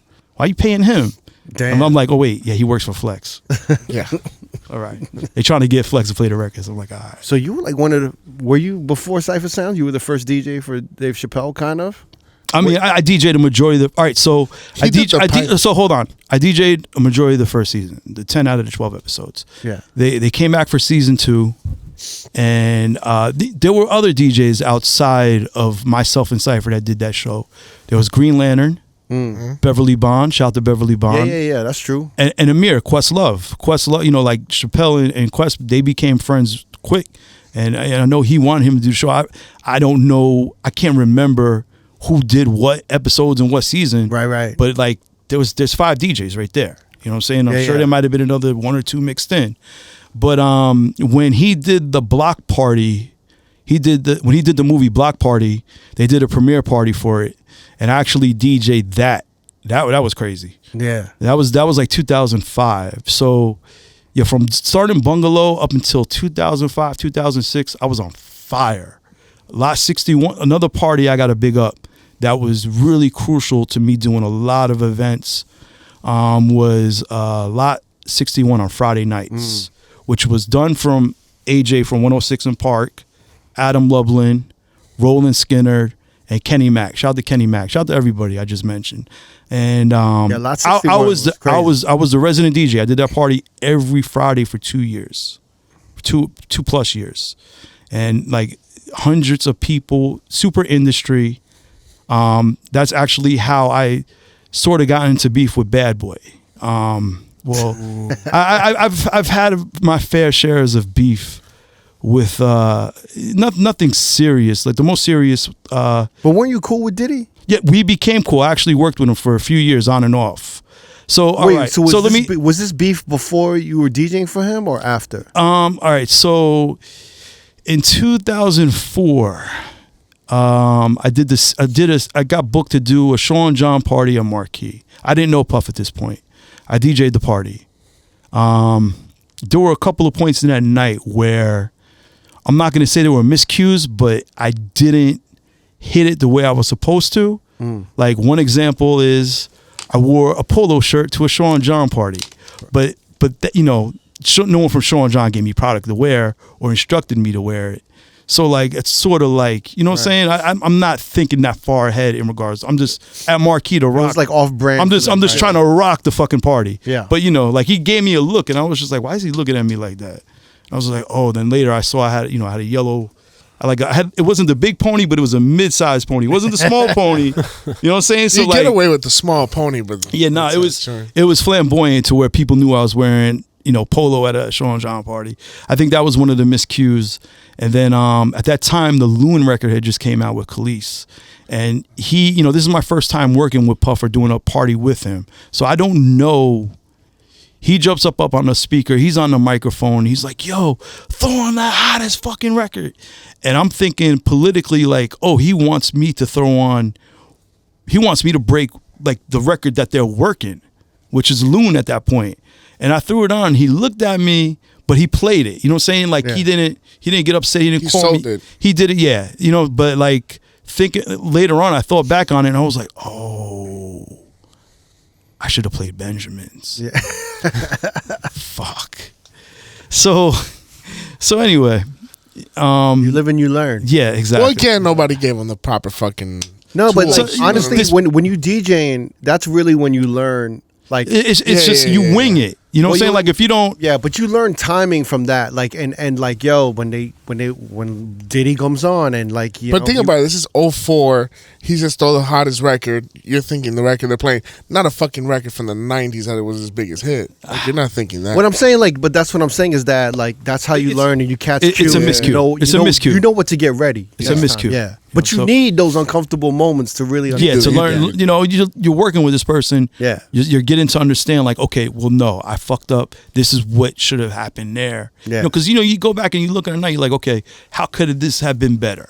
You know what I'm saying? I'm one of those type of people. Yeah, we all are. So I get booked to do the 4th of July, the white party. The Hamptons. This party had happened in June. It was a CFDA award after party at Marquee where Sean John won some awards and, you know, he's celebrating.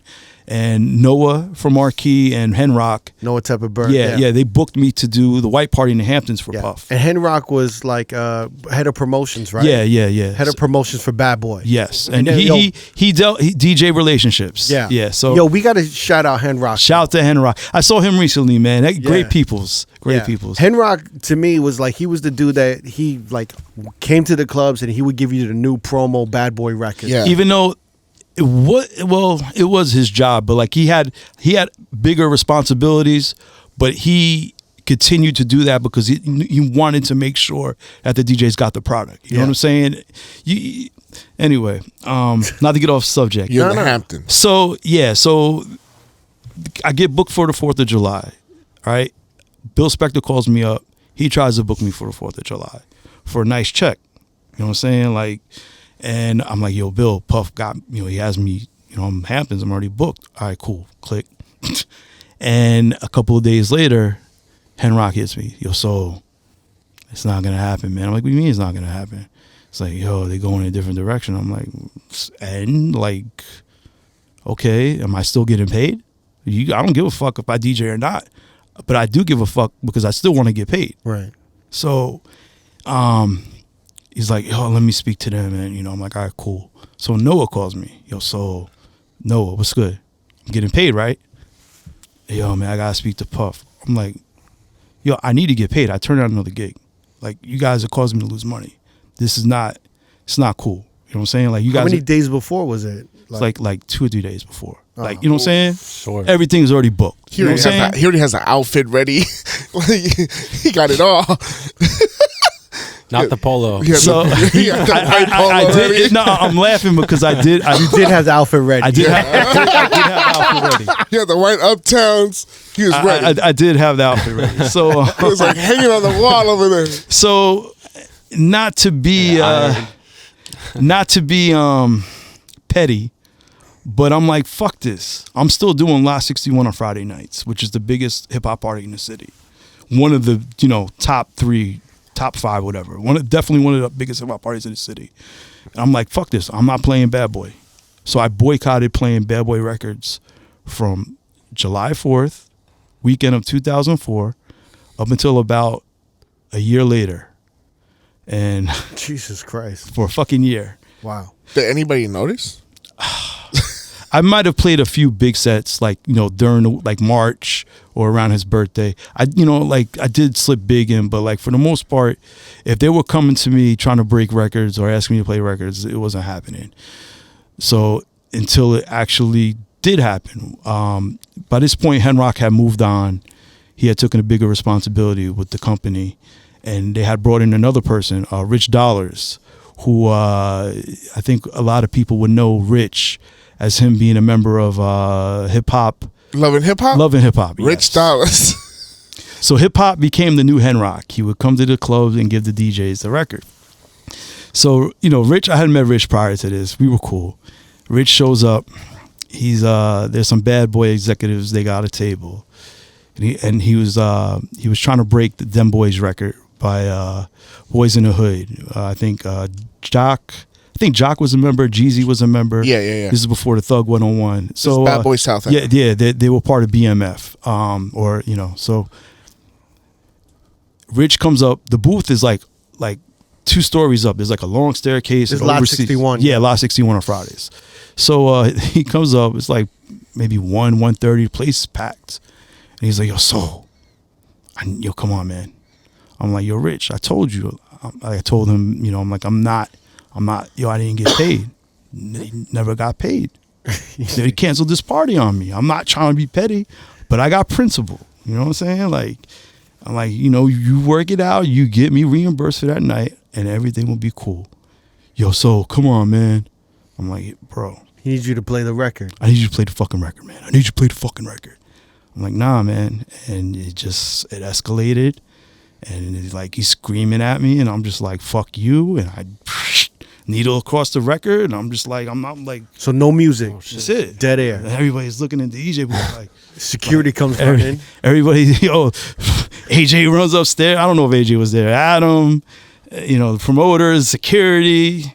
What's going on? They escort him out. And, all right, cool. I went back to DJing. Them boys did not get played that night. Damn. Did you ever squash it with Diddy? So hold on. Yeah. The story goes on. So a week or so later, I'm back at Bungalow 8. I've been DJing at Bungalow 8 for years. Right. It's 2005, like June, and this is CFDA Awards after party. There was no after party this year, so everybody just by default ended up at Bungalow 8, including Puff Daddy and Harv Pierre, and I'm rocking that shit. Straight classics, R&B, like I'm fucking Starsky or Kid Capri at the rooftop. I don't know if it was hard. Someone from Bad Boy came up and they were like, "Yo, Puff wants to know who you are." I'm the motherfucker that didn't get paid. Yeah, I'm like, he forgot to get paid. I'm like, Puff knows who I am. I DJ'd his party last year for the CFDA Music Awards, and I was supposed to DJ his 4th of July party for him, but they canceled on me, and I ended up losing money. And he was like, "Oh, hold on, I'll be back." So he goes downstairs. I don't know who this swag was, and then Harv Pierre comes upstairs, and I tell Harv Pierre the story, and Harv is like, "Yo, we gonna work this out." I'm like, "All right." And then Puff didn't come upstairs, but he got my number. Henrock hit me like a week later, and he was like, "Yo, Puff wants you to make him a mixtape." I'm like, this motherfucker needs to pay me. How you gonna ask me to make a mixtape when you still owe me money for, you know what I'm saying, for canceling? Yeah. Anyway, I'm like a week went by.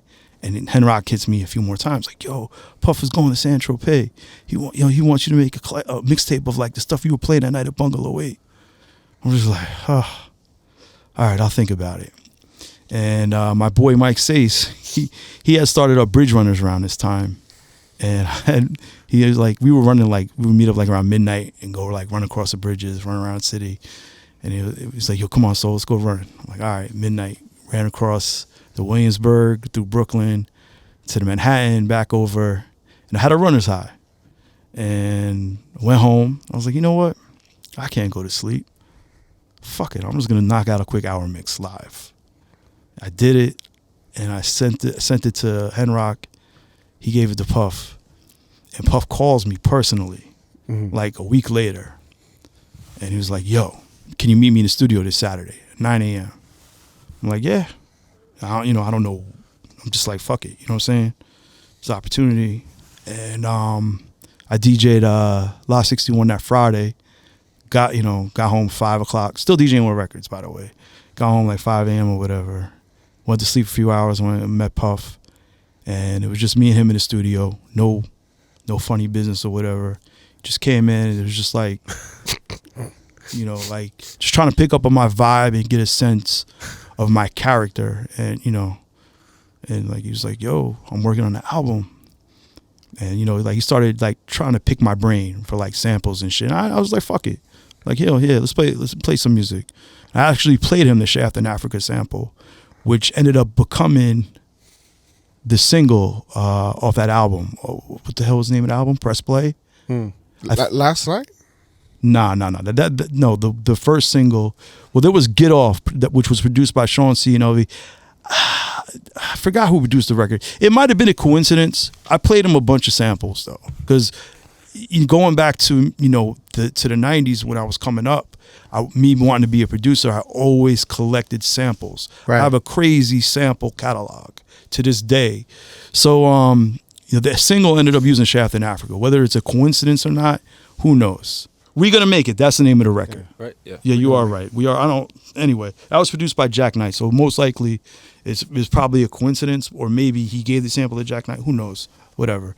But anyway, based off of that meeting, he was hosting MTV Music Awards later in August. This is like July. He's hosting MTV Music Awards in August in Miami, and he's like, "Yo, look, I'm gonna make up."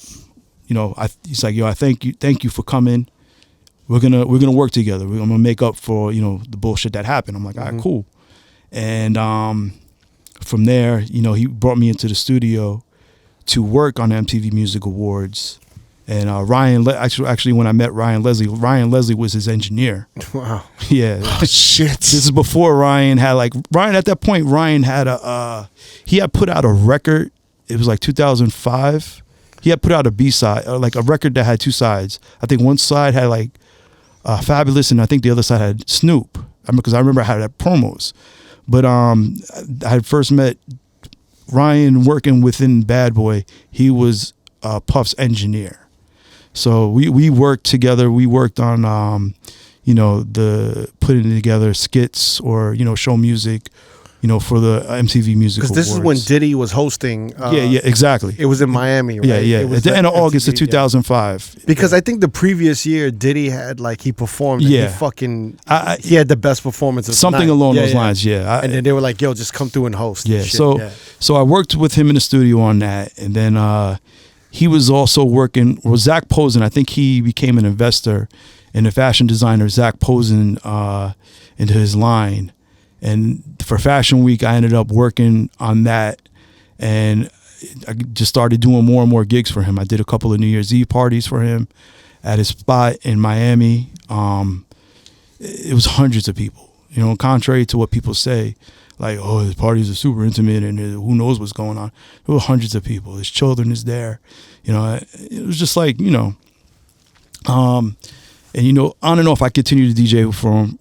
Just certain, I'm sure he has a network of other DJs that he would work with, D Nice, Clark Kent, Cassidy, and so on. But I became part of that.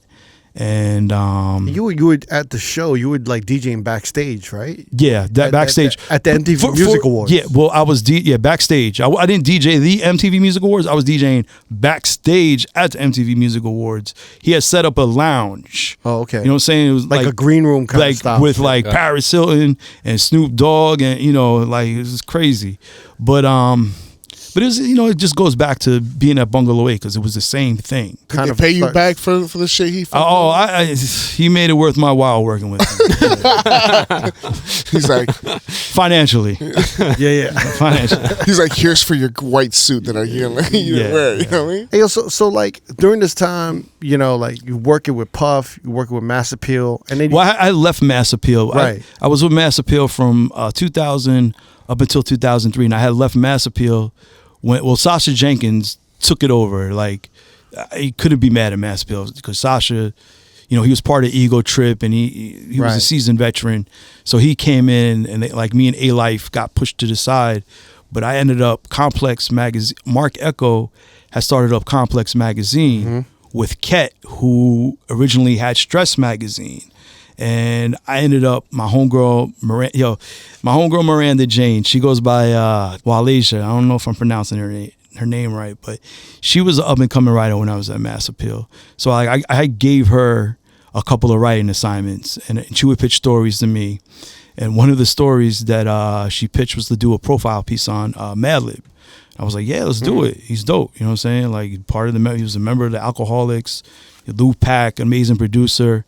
And we ended up doing that piece, and I didn't know until recently. I don't want to get off track, but she told me, she was like, "So you're the reason why the Mad Villainy album happened."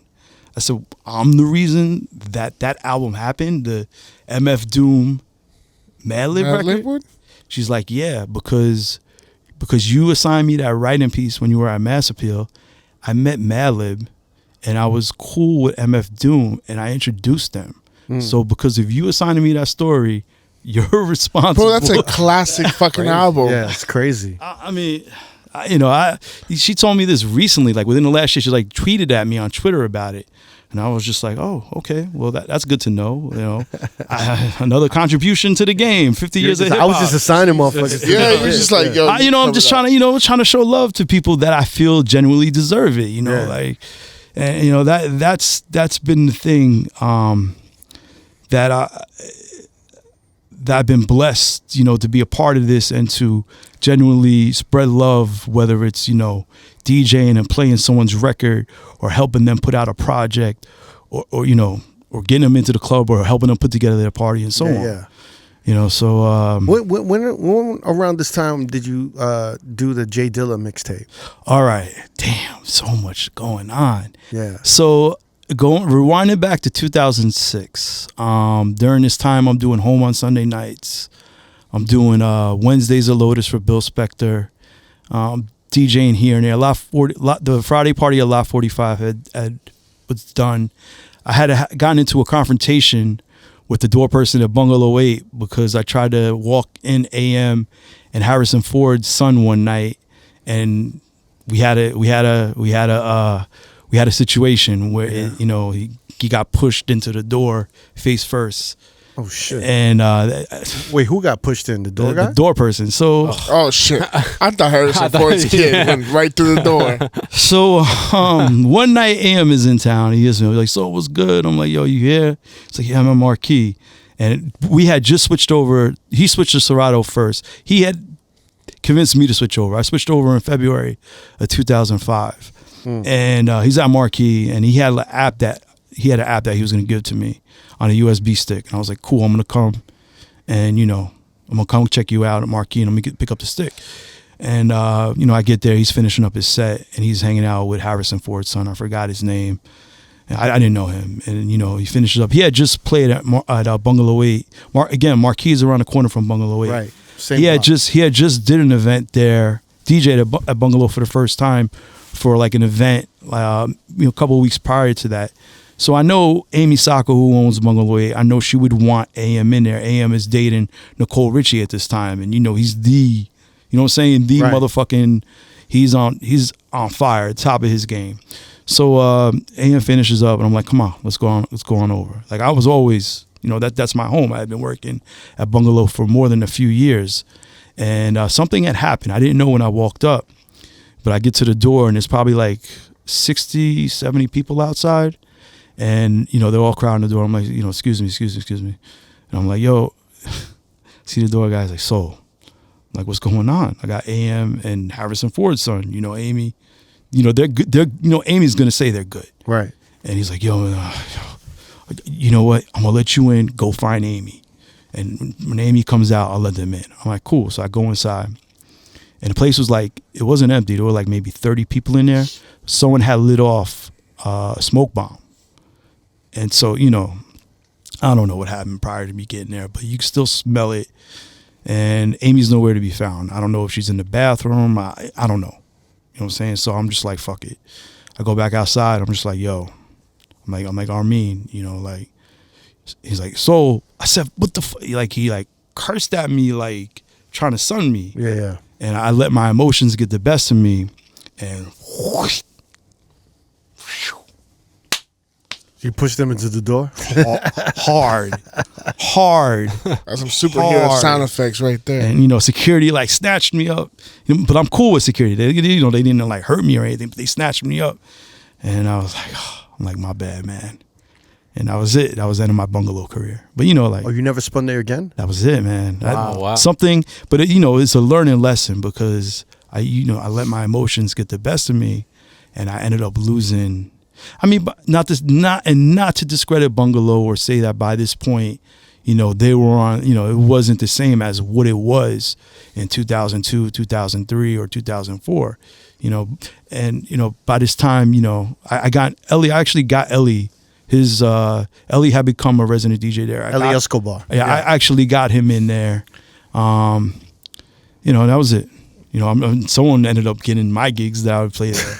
So, so during this time, I'm thinking about, I'm always thinking about growing and what's the next thing. And, going back to my mixtape history, I used to do blends and I was like, you know what? I need to start doing some remixes and I need to press them up and put them out, especially now that Serato's here. Mm-hmm. I want to see my name on a record. Was this around the time when, what was his name? Danger Mouse? Did he drop the Gray album? Gray album? I think that was a little bit after. It might have been around the same time.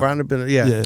But I wasn't, because it was kind of like there was this new era of that ushered in the whole mashup concept. Yeah, in my opinion. Mm-hmm. Along with if you look at if you were a working DJ, they had the Saint Sanic mashup blends, which were hip hop acapellas over rock beats. I think they were out of Vegas. Then you also had yeah, I mean, there was just a new resurgence for like mixtapes, like creative mixtapes, right? Yeah. You know, like so. But for me personally, I'm like, you know what, like, because Crooklyn Clan had put out so many party breaks. Yeah. I need to just put out a record. I need to check this off the list. Yeah. You know what I'm saying? So at that time, it was reggaeton was popping in 2005. You know, you had Tego, you had Daddy. This is their prime. So, and you also had Pharrell that had dropped the single from his album, Can I Have It Like That? Yeah. The beat was hard, but the record was like, So I ended up taking a Little John chant and putting it over that, and it turned into a party break. And I ended up putting the acapella of Party and Bullshit by the Notorious B.I.G. over it after the party break. And you know, I was like, okay, that's an A-side. One will just be the party break, and one will be the party break with the big vocals from Party and Bullshit. Yeah. And I serviced it. I gave it to Camilo, Enough, a couple of the mix show DJs, and they started playing it on the radio. And then I did a reggaeton remix of Hypnotize over a Tego beat. Salute. And I pressed the record, and I think I did maybe 800 copies. And you know, like it did really well, and I didn't service I think I might have gave the reggaeton remix to a couple of DJs, but it started getting played on La Mega, and it started getting played at reggaeton parties. Yeah. So you know, I'm like, all right, cool, I'm on to something here. Let me do some more remixes. And then about a year later, in 2006, I came up with a concept of doing like dancehall, reggae, hip hop remixes. Well, R&B, you know. So I took Mary J. Blige had released "What About You," and I put her over a reggae rhythm, and it did well. And then I did a couple of other remixes. One was a R. Kelly remix, a slow wine over the Copa rhythm. I think I put Sean Paul's vocals of We Be Burning over Michael Jackson, Want to Be Starting Something. Ooh. This is like, you know, it's mashup stuff. I'm not proud of those remixes. That sounds pretty fun. But the one I am proud of that knocks was the last remix on it, which was Roots of Culture, Shabba Ranks over Cameron, Down and Out, which was a track produced by Kanye. That shit to this day, banging. But so, you know, I'm doing remixes now on, you know, just on the side. So Dilla, I think Dilla had passed away right around that time. I know it was during 2006. It was 06. And you know, I was always a fan. I was always a big Tribe Called Quest fan. I was a fan of his work, of the De La stuff, the Far Side stuff. I was definitely a fan of Slum Village's first album. And you know, when he passed away, I was just sitting there reflecting, and I was like, damn, like, you know, he's nice. He was a good producer, but he could have been so much bigger, and he never got a chance to work with a lot of artists. And it was like, well, if he would have worked with these people, there's a chance that he might have been a lot bigger. So it just started off as me experimenting, doing remixes. I can't remember the first couple of remixes that I did, but there was a few, and I would drive around listening to them, and you know, people would get in the car, and I'd play it to them, and they were like, yo, that's fire. Yo, that's dope. And it was just like, it's like, all right, maybe I'm onto something here. Maybe is this something that I want to do? And I linked up with my boy Dan, who worked at OK Player, and I played it for him, and he was like, yo, this is crazy. He's like, yo, let's make this like OK Player collab. And I was like, all right. You know, like you talked me into it. And I spent a couple of months working on a couple more remixes, and we released it in 2007. I remember it was during Winter Music Conference, because I literally finished it, mixing it down at 5 a.m. in the morning, uploading it to Zshare, sending the link out, and jumping on a flight and going to Miami to DJ at the Shore Club. And you know, at this had just happened after the raid of DJ Drama's you know, spot in Atlanta, because you know they were getting it off of selling mixtapes, physical copies. Yeah. So everybody, when that happened, everybody was just like, what do we do? What do we do? Me, I'm just like, I'm gonna put this shit out as a free online download, and that's it. You know, I'm gonna call it a day. Like, you know, I'm gonna get some PR off of this. I'm doing. So there was like a hesitancy to manufacture any mixtapes at this time, right? Nobody For wanted. sale, yeah. The Nobody feds wanted was to. coming after people, Right. So I'm just like, fuck it, like, and nobody.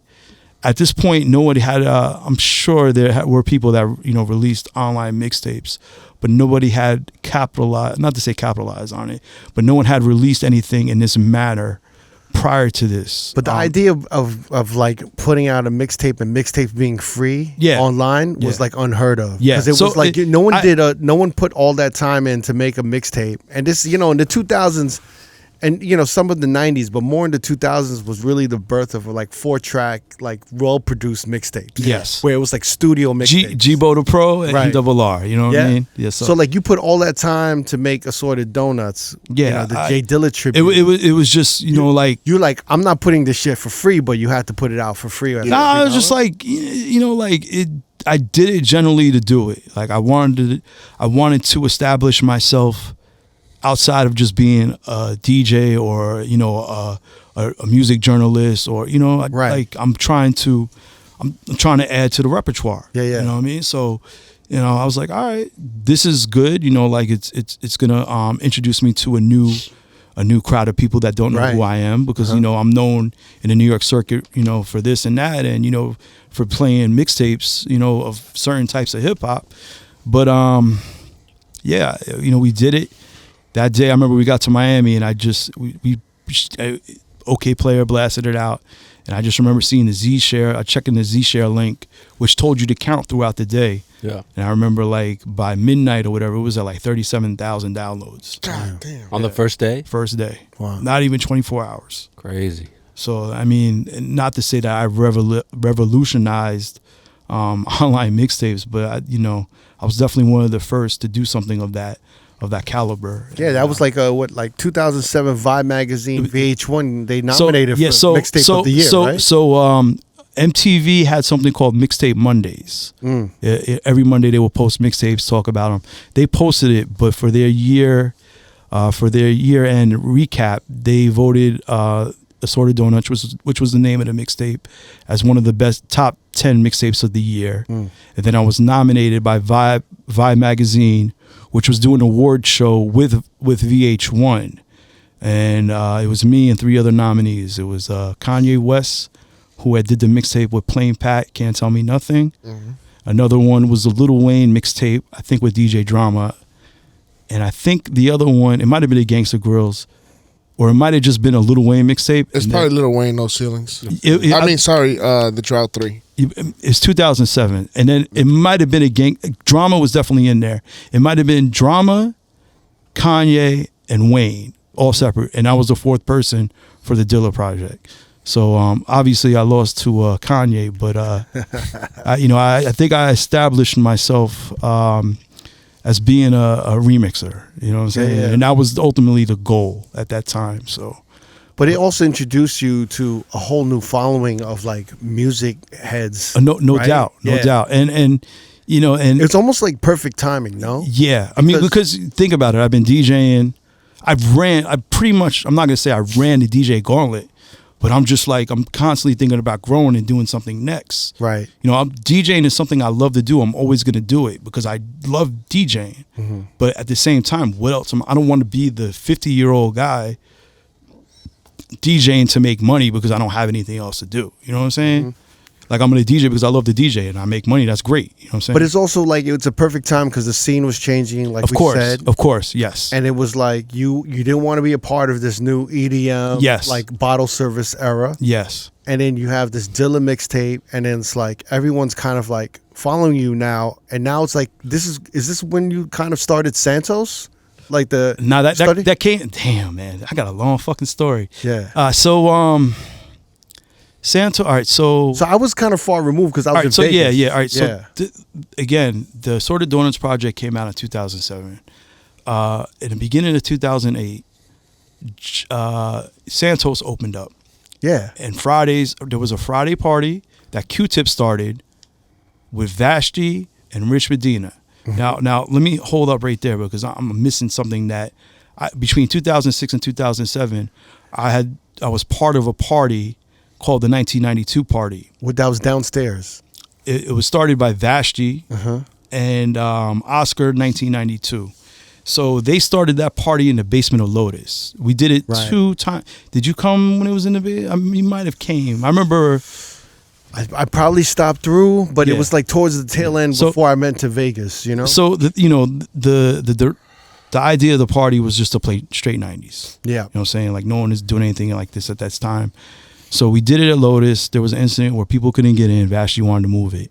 We moved it to Fat Baby. She was working at Def Jam at that time. Jay-Z, she brought Jay-Z to the party. The party was crazy. I think it like ended up in page 6 or some shit. But number wise, like party was nuts. But Fat Baby they told us that the numbers weren't good. Like the bar had only did 3,000, which didn't seem right. Right. So like that does not sound right at all. I don't know. Jay-Z in the fucking building. He only made 3,000. Yeah. Right? No, but I mean, the bar making 3,000 sounds crazy. Yeah, like, the whole night. That's fucking nuts. like number wise. I would say the bar probably did between 5 and 6, but who knows. But anyway, I had a friend, Bugsy. You know Bugsy? No. All right, Bugsy's a party promoter also. He used to do parties with Bill Spector back in the day. Mm-hmm. And he had a spot on West Broadway called Noka. So I hit Bugsy up. I'm like, yo, Bugsy, look, I got this party, 1992. Like, they're going to make me a partner, and we're going to bring this over here. And we moved the party there. It was a monthly party. We did it a few months, and it was nuts. Mm-hmm. Nuts. And it definitely, like, was on some trend setting shit, because now you had the retro kids and the young, kids coming up dressing like they're Kid and Play or Salt and Pepper. You know what I'm saying? Mm-hmm.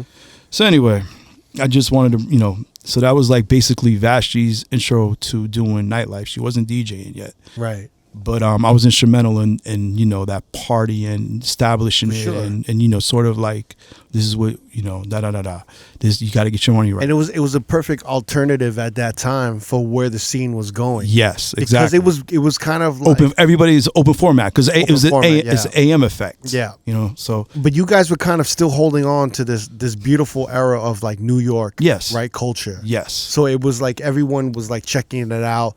And there's also like the revival of all these like dope rappers and producers from the 90s and like Dante was coming to the party. Right. Dante Ross. Like it was like an emergence where they had a new relevancy in the 2000s, in the late 2000s. Yeah.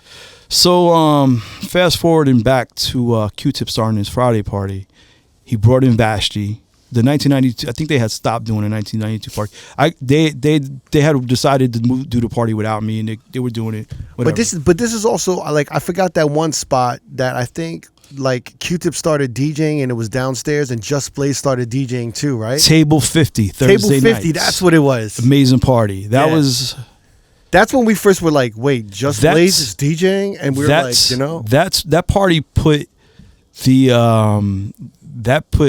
that got D Nice DJing again. Yeah. So it was around 2004, because D Nice started doing Kane, I think, 2005, and that was where he reestablished. Table 50, yeah. Yeah, that was when but prior to D Nice doing Kane on Tuesday nights, that's when he reestablished himself as a DJ in Nightlife. Yeah. He had, Q-Tip was doing. I think the party was called Authentic Shit. Maybe I'm wrong. I think Mark Ronson got Q-Tip to start DJing, It was Mark and Q-Tip. That's what it was. They were doing the party. Right. And they would have people fill in here and there. Then, I never did it, but like Max Glazer would fill in. Mm-hmm. I think Ellie filled in. And then I think Just Blaze did a guest set. Just did a bunch of nights there. Yeah. But that got him to be DJing out as well. So like we literally heard about it. And then we were just like, yo, we got to go check this out. And we were like going just to hear Just Blaze DJ, because we were like, yo, this motherfucker's nasty. Yeah. And also D Nice. That's when D Nice started DJ. So like, it's crazy because for us coming up, these are like our heroes, unsung heroes, especially D Nice, because D Nice had put out the second album, I think it was 25 to Life on Jive, and it was crickets. And you're like, damn, what happened to D Nice? Yeah. And, you later found out that, he was doing like website design, trying to figure it out. Uh-huh. We were all trying to figure it out right. the day. And then, the Table 50 got him back into DJing, and he just... It's this wonderful resurgence during this time of all of these like very influential like hip-hop figures in the 90s. Yeah. Just really coming back and resurfacing and it was great because we got to amazing party. Yeah, amazing party. But that space was great too. But it was all like, kind of leads to Santos, like yes. thing, yeah. So okay, that's 2004. Fast forward to 2008. Santos Party House opens up. They give Friday nights with Q-Tip. He brings in Vashti. He brings in Rich Medina. And now we have this. Rich Medina from APT, which was also we haven't touched very important. Yes. This APT was a very important club in the meatpacking district. So if you want to touch base on APT really quick, like in the early 2000s. Did you spun there a few times? I played a couple. Yeah, I played there a couple of times. Yeah. So in the early 2000s, they were like they wanted to do quality music. It was a quality music venue. They had a downstairs, they had an upstairs, where like you'd have everybody from like maybe Wajid to Bobito. He had a Monday night party in the basement. Rich Medina was doing Wednesdays there. Like you would have, not to say Armin Van Helden would play there, but if you walked in one night and he was DJing, you wouldn't be surprised because that's what they were going after. But you'd hear like deep breakbeats and like disco cuts and like you'd hear all kinds of shit, right? Just all kinds of like the whole point was to not hear anything like Giant Step, which was a big like independent house label, but they would put out like alternative stuff, neo soul. Like they had a weekly there, so like they catered to that, and also like BBC and sort of like Peastrumentals, like they would do that type of stuff. Yeah. But anyway, Rich Medina, he had a Wednesday party there, and he established himself in the New York market through that. So, Q-Tip puts together this lineup, and they rock. They rock hard body for a year. At Santos. Everybody's in the building. The shit is rocking. Hundreds of people. And then you have Twitter. Twitter rolls around the same time. Yeah. And then it's just like, people are jumping on Twitter and they're like, oh, everybody's talking about Santos Party House. And then you have hundreds of people outside trying to get in, and it just becomes some super like VIP, but you might be able to get in if you get there early and pay the admission fee, or you get past the door, man. And at that time, the clientele was like this younger, like new generation of club heads, kind of. Or so like it was a mix of everything, right? Look at the people that are involved. You have Q-Tip bringing Buster, right? Puff, Tracy Morgan, and so on. Mm-hmm. Then you got Rich Medina bringing, his crew of people. Right. Then you have Vashti bringing a young, up and coming, into the mix. Yeah. You know what I'm saying? Whether it be Kid Cudi or Wale, you know what I mean? Like this is, because right around that time, this is where it's the rise of Kid Cudi and those guys, that generation of rappers. So he rocked with it for like a year, and I'm not sure what happens, but Rich Medina is no longer a part of the party, and Q-Tips is like stop. He's like stopped. He's not showing up on some nights. He's just having people cover for him. You could tell because people started he started getting those celebrity bookings around that time, right? I remember that. So he decided that he no longer wanted to do it. I think he was maybe dating Nicole Kidman at that time. I'm not sure. Oh shit! Right? A lot of Nicole Kidman references. I didn't even. So hopefully we'll get Nicole on the interview. I didn't even know. But yeah, shout out to Q-Tip. But anyway, I met Just Blaze when he was an intern. Man, I forgot the name of the studio. When I was working at Rawkus, he was interning at the studio next door. And we, between me like doing a little bit of A&R work before I left, I had met Just before he had like did the May stuff or anything. And we became friends. And, like we weren't hanging out or talking every day, but, like, yo, what's good? Da da da da da da da da. So when 2008 rolls around, while Q-Tip and them are doing the Friday party, and I'm not trying to do this shit at Avenue playing fucking Kings of Leon, right? And and so on.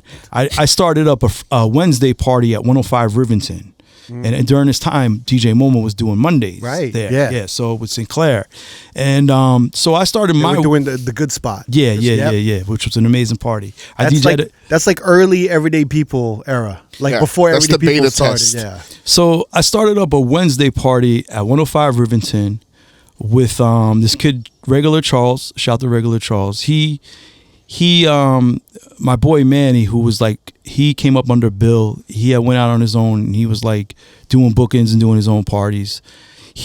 was doing a Wednesday party there, and it just like he was doing it with Ellie and a couple other people, but something happened. They didn't want to do it anymore, so I jumped at the opportunity to take over the night, and I brought in. But he had promised the night to Regular Charles, so he was like, "Yo, if you and Regular Charles are cool, you guys can do the night together." I'm like, "Sure." Like I DJ'd at Westway a couple of times, and he had come and hung out, and we had mutual friends. It was actually a perfect match.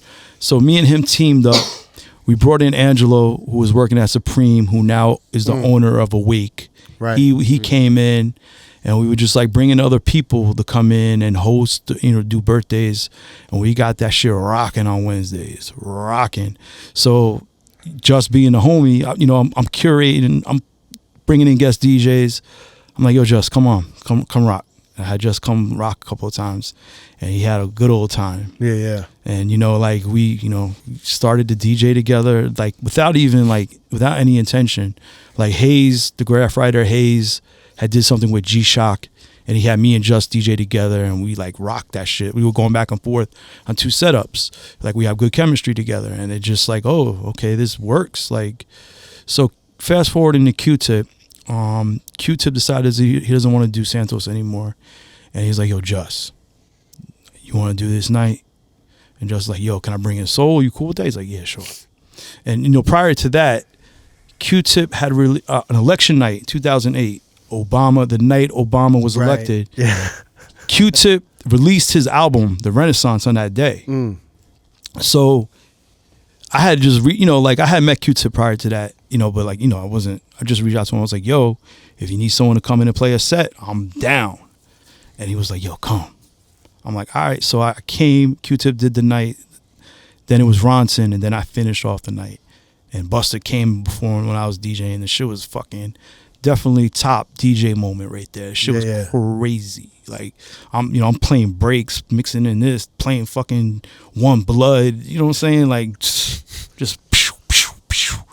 So based off that night, I guess the feedback was good. He was comfortable with me doing a party with Just and Max Glazer and Gravy and Microdon. Rest in peace to Microdon. They were doing a Rice and Peace party in the basement. Mm-hmm. So me and Just came in. We took over the upstairs where Q-Tip was doing the party, and they did the basement. And we brought in our own team, and we got that shit. We like brought it back. Yeah, and we rocked.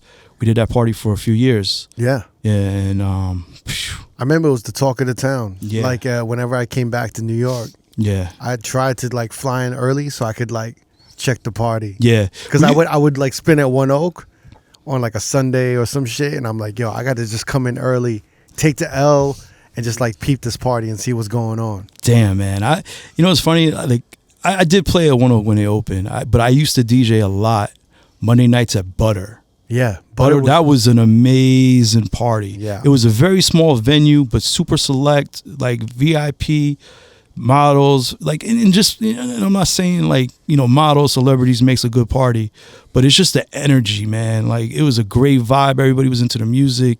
People were drinking. They didn't give a fuck. It's Monday night. People are getting fucking trashed on a Monday night. Yo, it's crazy. Just like to touch base real quick on just this nightlife scene, because if we go back to that era and even before then, you could find multiple parties that are popping on every night of the week. Right. With Monday nights, you would have Cheetah. They phased that. Cheetah was over, I think, by like 2003. But then you had Butter on Monday nights. Mm-hmm. Then you had Roxy Cottontail. I got to shout out Roxy. Oh, word. She was doing Sway on Monday nights. Legend. Yeah. It was originally started by Aaron and Retail Mafia, which was like a collective of kids that worked at the retail stores in downtown. But they gave the night to Roxy, and that was her opportunity to like bring in all of these acts from out of town and give them a platform to like, be introduced to a new audience. Yep. Or, like perfect example is Diplo and Holotronics. Mm-hmm. I saw that you did an interview with Lil B, who was right. I didn't watch it, but like she was bringing Diplo up. He was DJing the party. Yep. She would do Rice and Peas with Max, and like I came in to play a couple of nights. I DJ'd a lot at that party. I DJ a Butter one week, play a Sway the next week. Like Cheetah. It's just like. but it was catering all the different crowds. Yeah. And that was the era where it was multiple industry nights. Yes. Like there was like Tuesday you had Suede. You had like all Joe's these Pub. Joe's Pub. Then you had Sessa with Camilo. That was like the start of him. But you had every type of I got flavor. a crazy Sessa story. Yeah. I'm not to get stopped. Yeah. So it's just so back in 2002, right? I did a party for the Source magazine, and they did something with Jordan, and so it was a Tuesday night. It was before Camilo got on to do his party. And it was actually January 2003. And the reason why I know the date, because I went back and looked it up. And in the club, it just came out. 50 was on fucking fire. Yeah. Fire. And I got the record. I know everybody wants to hear this fucking record. At that time, you were playing in the club multiple times. Yeah. I played the record 2 or 3 times. And motherfuckers like, play that shit again, play that shit again. And then this motherfucker walks in the booth like, yo, turn that fucking shit off. I'm like, what? Like, yo, for Murder Inc., don't play that shit no more. Turn that shit off. It's like, what? Yo, you fucking heard me. Turn that fucking shit off. Ja Rule is in there with all them motherfuckers from Southside. Oh, man. And I was just like... You're like, okay. It's murder. I let it play. I didn't cut it off immediately, but I don't know. I might have played it again. I don't know, man. I'm one of those type of people. You know what I'm saying? Not to be an asshole, but you don't like to be told what to do. Yeah. Like with there's a way. There's a way to ask me politely. There's a way to go about it. Yeah. Yes. Don't come in and try to sun me. You know what I'm saying? Anyway, 50 found out about it, and like the motherfucker recorded like 5 like long ass interludes. I never used them. I posted one of them up on my Twitter just so, you know what I'm saying, it's like, look, yeah, this is funny. Look, he made some drops just for you. Yo, fuck those Murder Inc. motherfuckers. DJ Soul, come to the club, play my wait. Case of vitamin 1. Wait. So 50 heard about what happened. Yeah, 50 like I DJ'd 50's Super Bowl party at his crib in Connecticut. Like I have ties with 50. That's a big ass house. So then we heard about it. He was like, "Yo, fuck this," and he just sent you a bunch of drops. Yeah. Saying, Shout Ja Rule? Shout to Nelson. Nelson, shout out, man. Thank you, Nelson. Nelson did promo for Shady and for G Unit. So like I told Nelson the story, and he went back and told 50, and then he came back with the drop. You know, at that time I was also getting like exclusives from him all the time, and you know they were on their mixtape run, destroying shit. But yeah, that's funny. I was just like, yo, that's funny. You got to send us the drop so we can play one. Yeah. Hey, yo, what's up? Yo, it's the kid 50 Cent, man. And you're now rocking with DJ Soul, man. And DJ Soul be playing 50 and them punk ass Murder Inc. niggas be running up on him saying, hey, don't be playing that 50 shit because that shit is hot and we can't make no money. At the end of the night, well, you know, I'm like, Camilo shows up. Camilo's the homie. You know, I'm like, all right, now I got to wheel out 5 crates. Someone like, as I'm leaving, someone like threw a punch and it grazed the back of my head. Oh, for real? Oh, that same night when they told you not to play the shit? Like I didn't have, like usually I pay people to carry my crates. Yeah. But for some reason this night I couldn't. So I'm leaving the place. Like Tuesday night at Sessa used to be nuts. So like I finish up around 11 and it's a switch over to this party. So everybody from the Jordan party's there. The place is packed. And I'm like, fuck, I got to go, man. I don't know if I had to go DJ at another spot or something. But I just knew I had to go. And I had to wheel my shit out. And I didn't know, like, they were like bungalows in Sessa where they had the curtains. Yeah. So I'm like, I worked my way over, like, across the floor, and then I'm like going past the bungalows because the entrance is in far side. And as I pass a bungalow, I feel a punch graze the back of my head. I'm just like, oh, fuck. Shit. I'm like, fuck. Did you walk faster? Or I turned around, like, I was just like. You turned around, it was I turned around, like, ready. I'm like, I turned around, like, all right, who wants to smoke? And I'm just like, dogs, you know. I got the good angel, the bad angel. The bad angel's like, who wants it? And the good angel's like, just keep walking. Not us. Smart ass. You got your records. Look at this place. It's packed. There's fucking 50 people in front of you. You're not gonna be. Just keep it moving. Yeah. The moment of logic. I was like, let me get the fuck out of here. Very brave of so. He shows up to a studio with Puffy by himself. He tries to fight Ja Rule in them.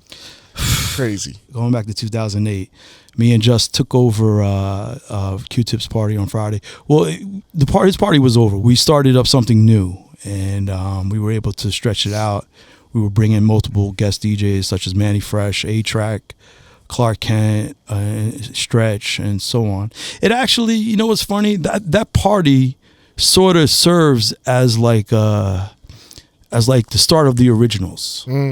I definitely was, because the original started right after that. Really? The originals, you know, that's where it's Stretch, D Nice, Tony Touch, Rich Medina. I'm missing somebody. Stretch, Tony, Clark Kent. Yeah.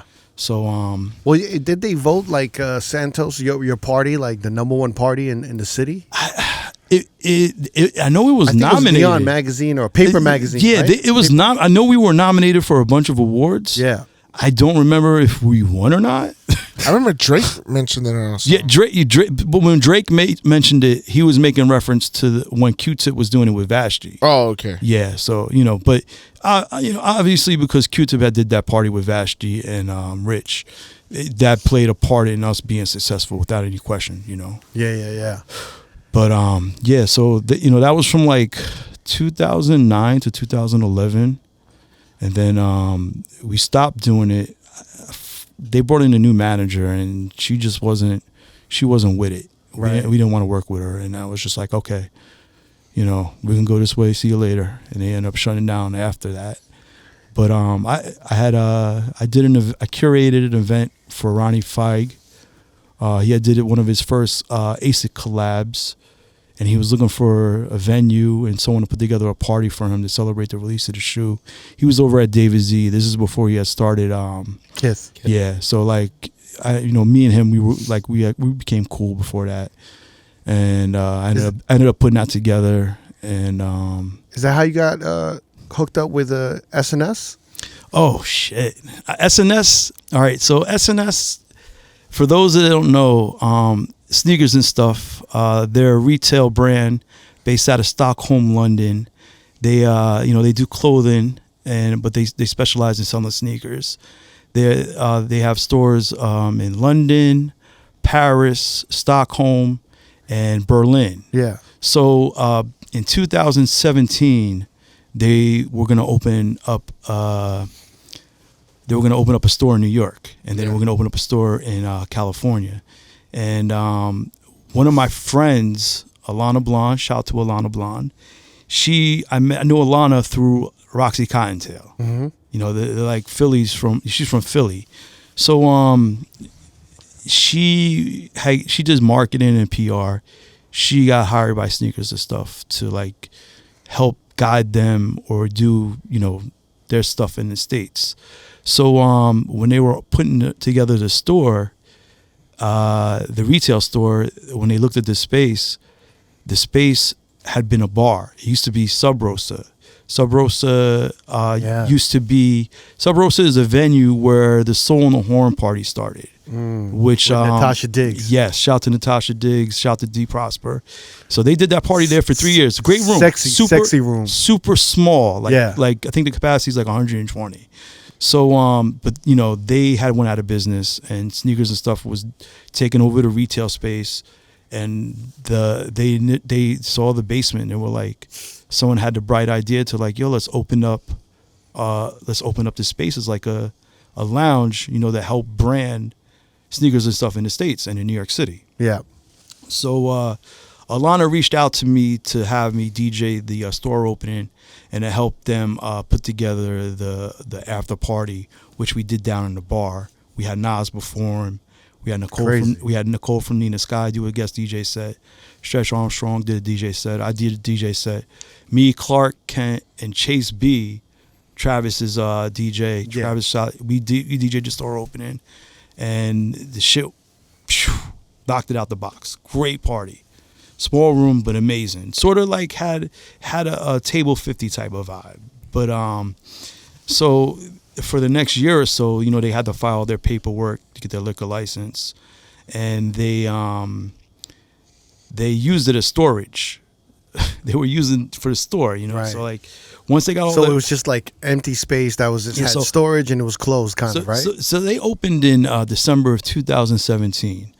And, you know, off the opening, I told Alana, I was like, Alana, listen, you know, I'm growing, you know, I'm always going to DJ, but if you need someone to help, you know, not run the bar necessarily, but like curate it, do the programming and so on, you know what I'm saying? My history, my parties and me booking people and knowing I could do quality nights and make sure the numbers are good. So the people who give me these nights are happy, you know what I'm saying? And let me continue to do my thing. So, you know, it was a conversation that, you know, continued on off for a year and a half. I definitely was manifesting on doing this. And in May of 2019, maybe about 2 weeks before they opened, I got the call.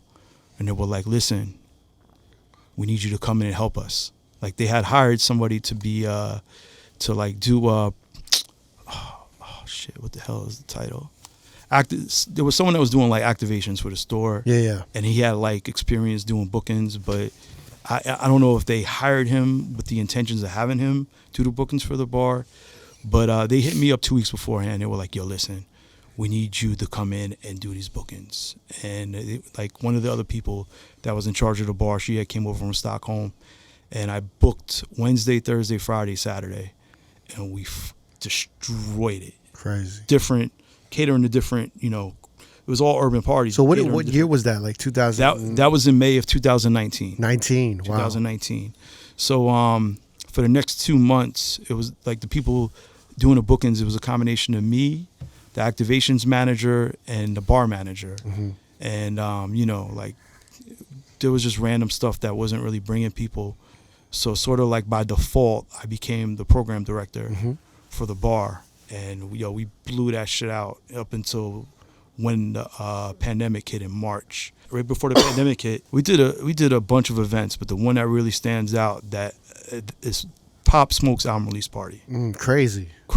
We established the bar as one of the premier spots in nightlife where, you know, like in a city where the options are getting less and less. Right. You know, but it was like a super, super young crowd. Like this. It depends. So like when I went there, it was like super young, like this new generation of club players. Yeah. So here's the situation. Yeah. It all depends on what we have going on that selected night. So like, because all right, so when they opened the bar, they were like, yo, what we want is apartment meets Max Fish. You know, I'm just like, well, not to say that you can't get that's not possible, but this is a destination area. Like, you're not going to get people coming here as if it's Max Fish. You know what I'm saying? One of the reasons why Max Fish was so successful as a bar is because it was in the Lower East Side. You know, this is not the Lower East Side. Well, like, it's in the meatpacking district.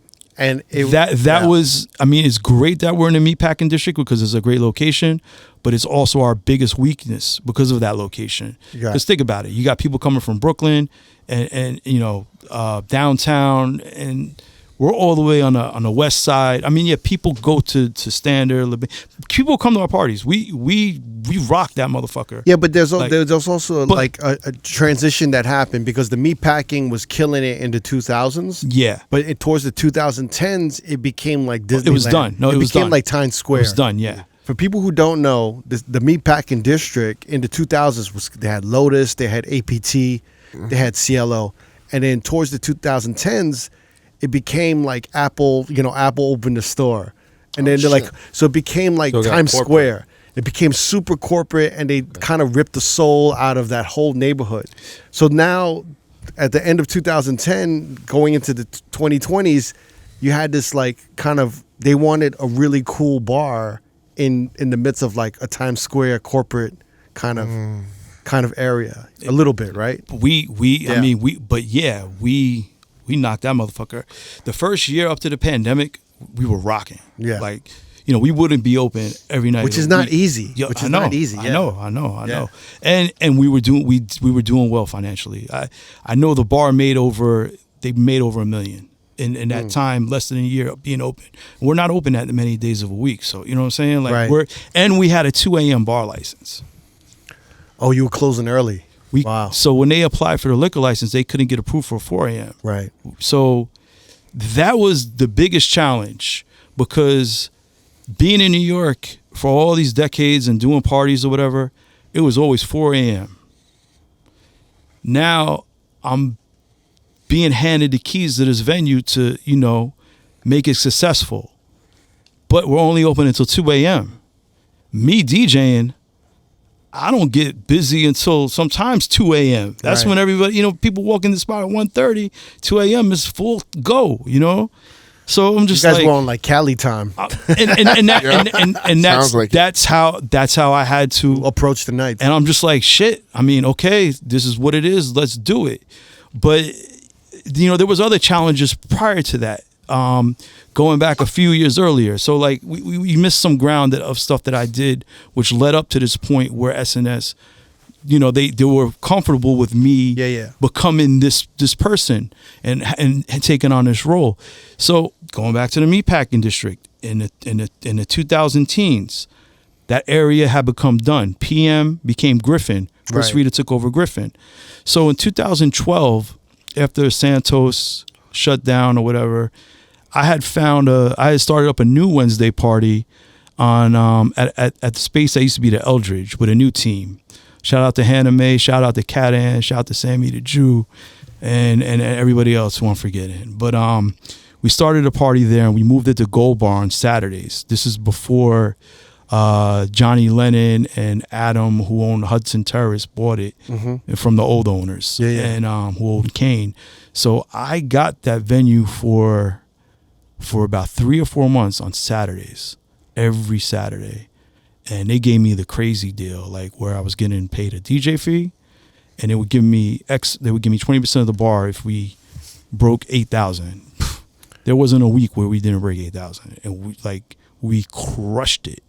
And my boy Manny, who I mentioned earlier, who had worked with Bill, he was the program person over at Griffin, which used to be the old PM. He saw what we were doing. He was like, yo, so we need help on Fridays. And we stopped doing Gold Bar because, you know, the new owner bought it. And he was like, December 2012, he was like, yo, so come over here, bring these people. I'm going to add other people that, you know, have worked with you and we get this cracking. And we moved that party there, and we got Fridays at Griffin cracking from December of 2012 every week up until they closed in February of either 2016 or 2017. And I'm DJing the entire night. We brought in Spade later, where he would come in, you know, because he was working with Drake, and he was also promoting and bringing people to the club. So sort of like a pickup, you know what I'm saying? Because you know, because we did go through our moments where we needed to add new people. But during that time, you know, like meatpacking and got popping again, but just Griffin and across the street with Natasha Diggs and the Soul and the Horn party. So because of that showed me that the SNS bar could work in that neighborhood. And you know, also during that time, I had started doing Webster Hall on Thursday nights with Just Blaze and Vashti, and a couple of other people. Like, it was multiple floors. So like I helped put that party together, and like Webster Hall, they were putting money into the nights. We had everybody from Ray Sherman to Cameron to Bobby Shmurda's first New York City appearance. I made that happen. And you know what I'm saying, like when he dropped the hot song, he you know, it went viral, and I was on it. I was like, yo, I hit up Alex from Move Forward. I helped him put together the night with Just Vashti and everybody. And, you know, I became like a resident on the main floor. But I found Bobby Shmurda. I like tracked him down, and I'm like, yo, we got to do this. And he did it for a couple of racks, brought 50 people, and the timing couldn't have been better because he signed his deal with Epic on the day he performed at Webster Hall. Crazy. One of the most craziest. That was up there. And but yeah, like the list of like acts that we had come through there through those few years was amazing. So I'm doing Webster Hall every Thursday, even though I'm just DJing like an hour or so. I'm doing Griffin every Friday. And then a spot in Williamsburg had opened up called Kinfolk 94. Yeah. And this is around 2014. So I had never, I had DJ parties in Brooklyn, but I have never, you know what I'm saying? Like, they want me to do a Saturday as a monthly. And I'm just, not to think that I can't do it, but I'm just like, damn, I've never done my own party in Brooklyn before. Yeah. Like, can I make this happen? Yeah, because Brooklyn isn't what Brooklyn is now. Yeah, like Brooklyn's like the new downtown party scene. For kids, you know and but Ellie had been doing tiki disco, but that's not my crowd. I did the Saturday party there, and the room is amazing. Yeah. Yo, over 200 some people showed up. They were also a clothing brand. You know what I'm saying? And like, obviously, Kinfolk was to help their retail brand and their shop.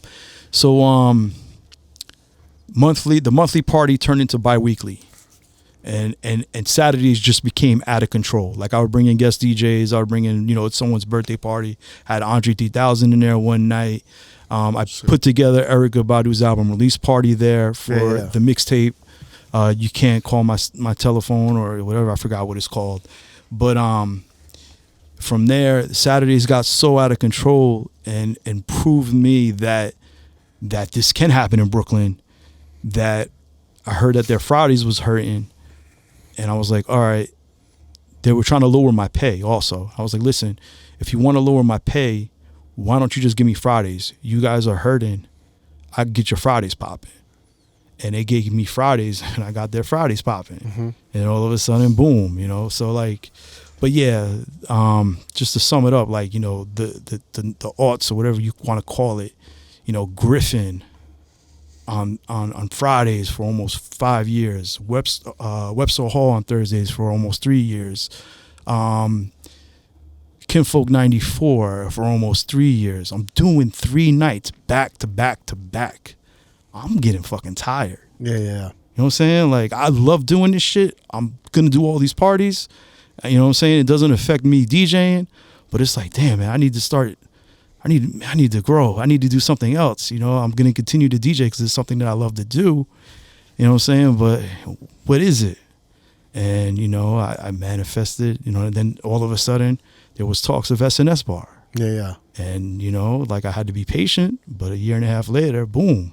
Yeah, because I haven't seen you in a minute, and I was hanging out with R.O.A.D, Yeah. He was in New York from Miami, and he's like, yo, let's go SNS, like Soul runs the club. And I was like, wait, Soul is running the club? And we go inside, and he's behind the bar. He's like, yo, what y'all want to drink? And I'm just like, yo, what the fuck? Like, I probably had to see you. I've never, what's funny?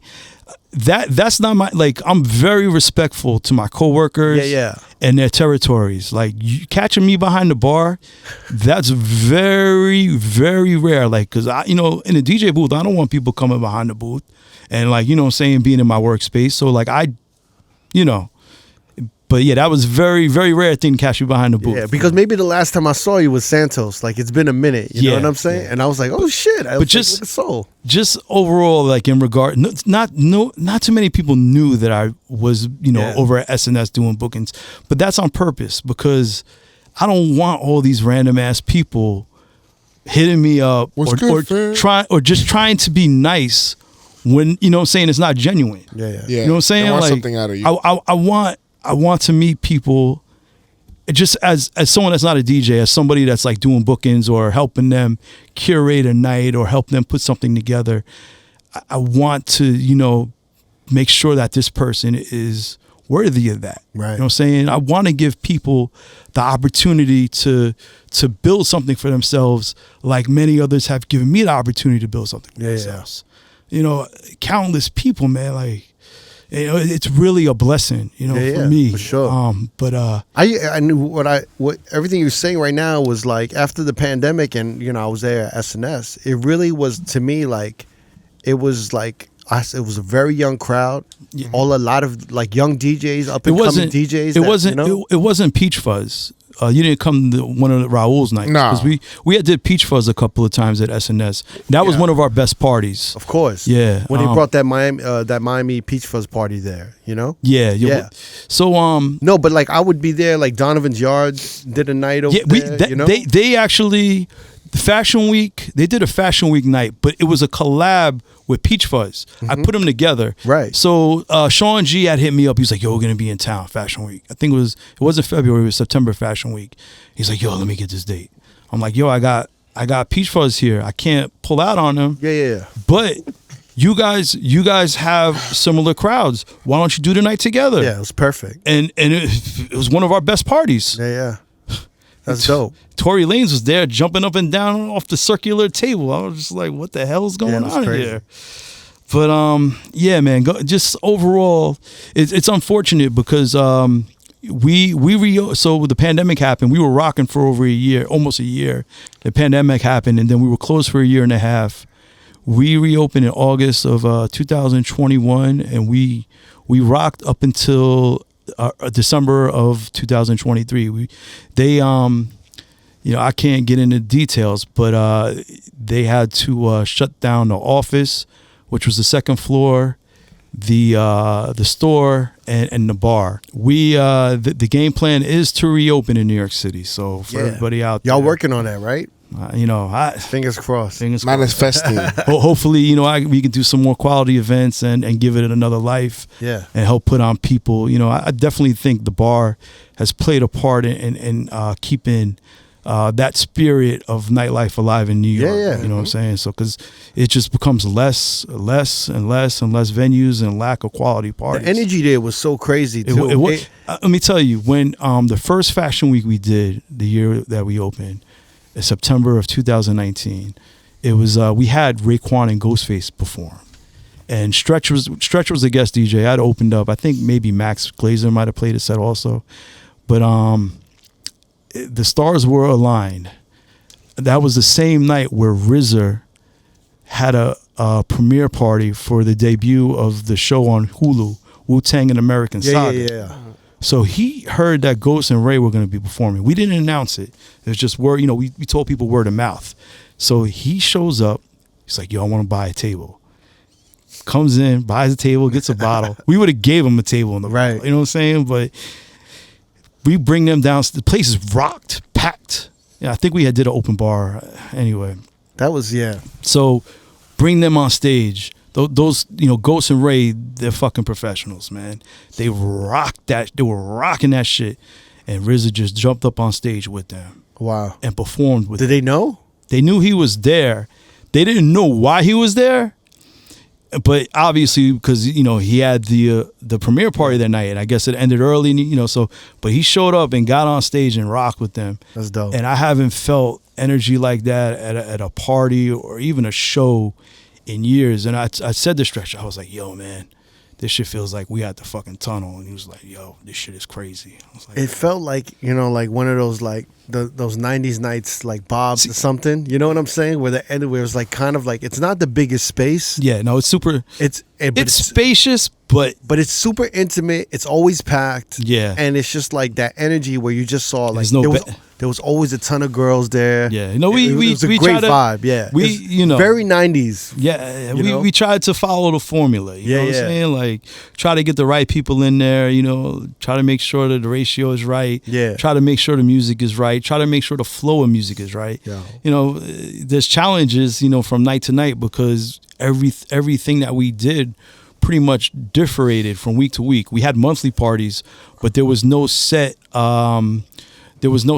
Like every week, like their Fridays, it wasn't like the same thing. Yeah. You know what I'm saying? It might one night be reggaeton night, one night might be classics, the next night be turn up night. You know what I'm saying? So, but that's what they wanted, and I'm like, cool. I'm glad I was able to give it to them, and check off the things that makes a night successful. Yeah. Well, fam, I'm looking forward to like continuing that legacy and having you guys reopen at a new location, man. Me too, man. Yeah. Shout out to Sneakers and stuff, and hopefully we'll be able to do that.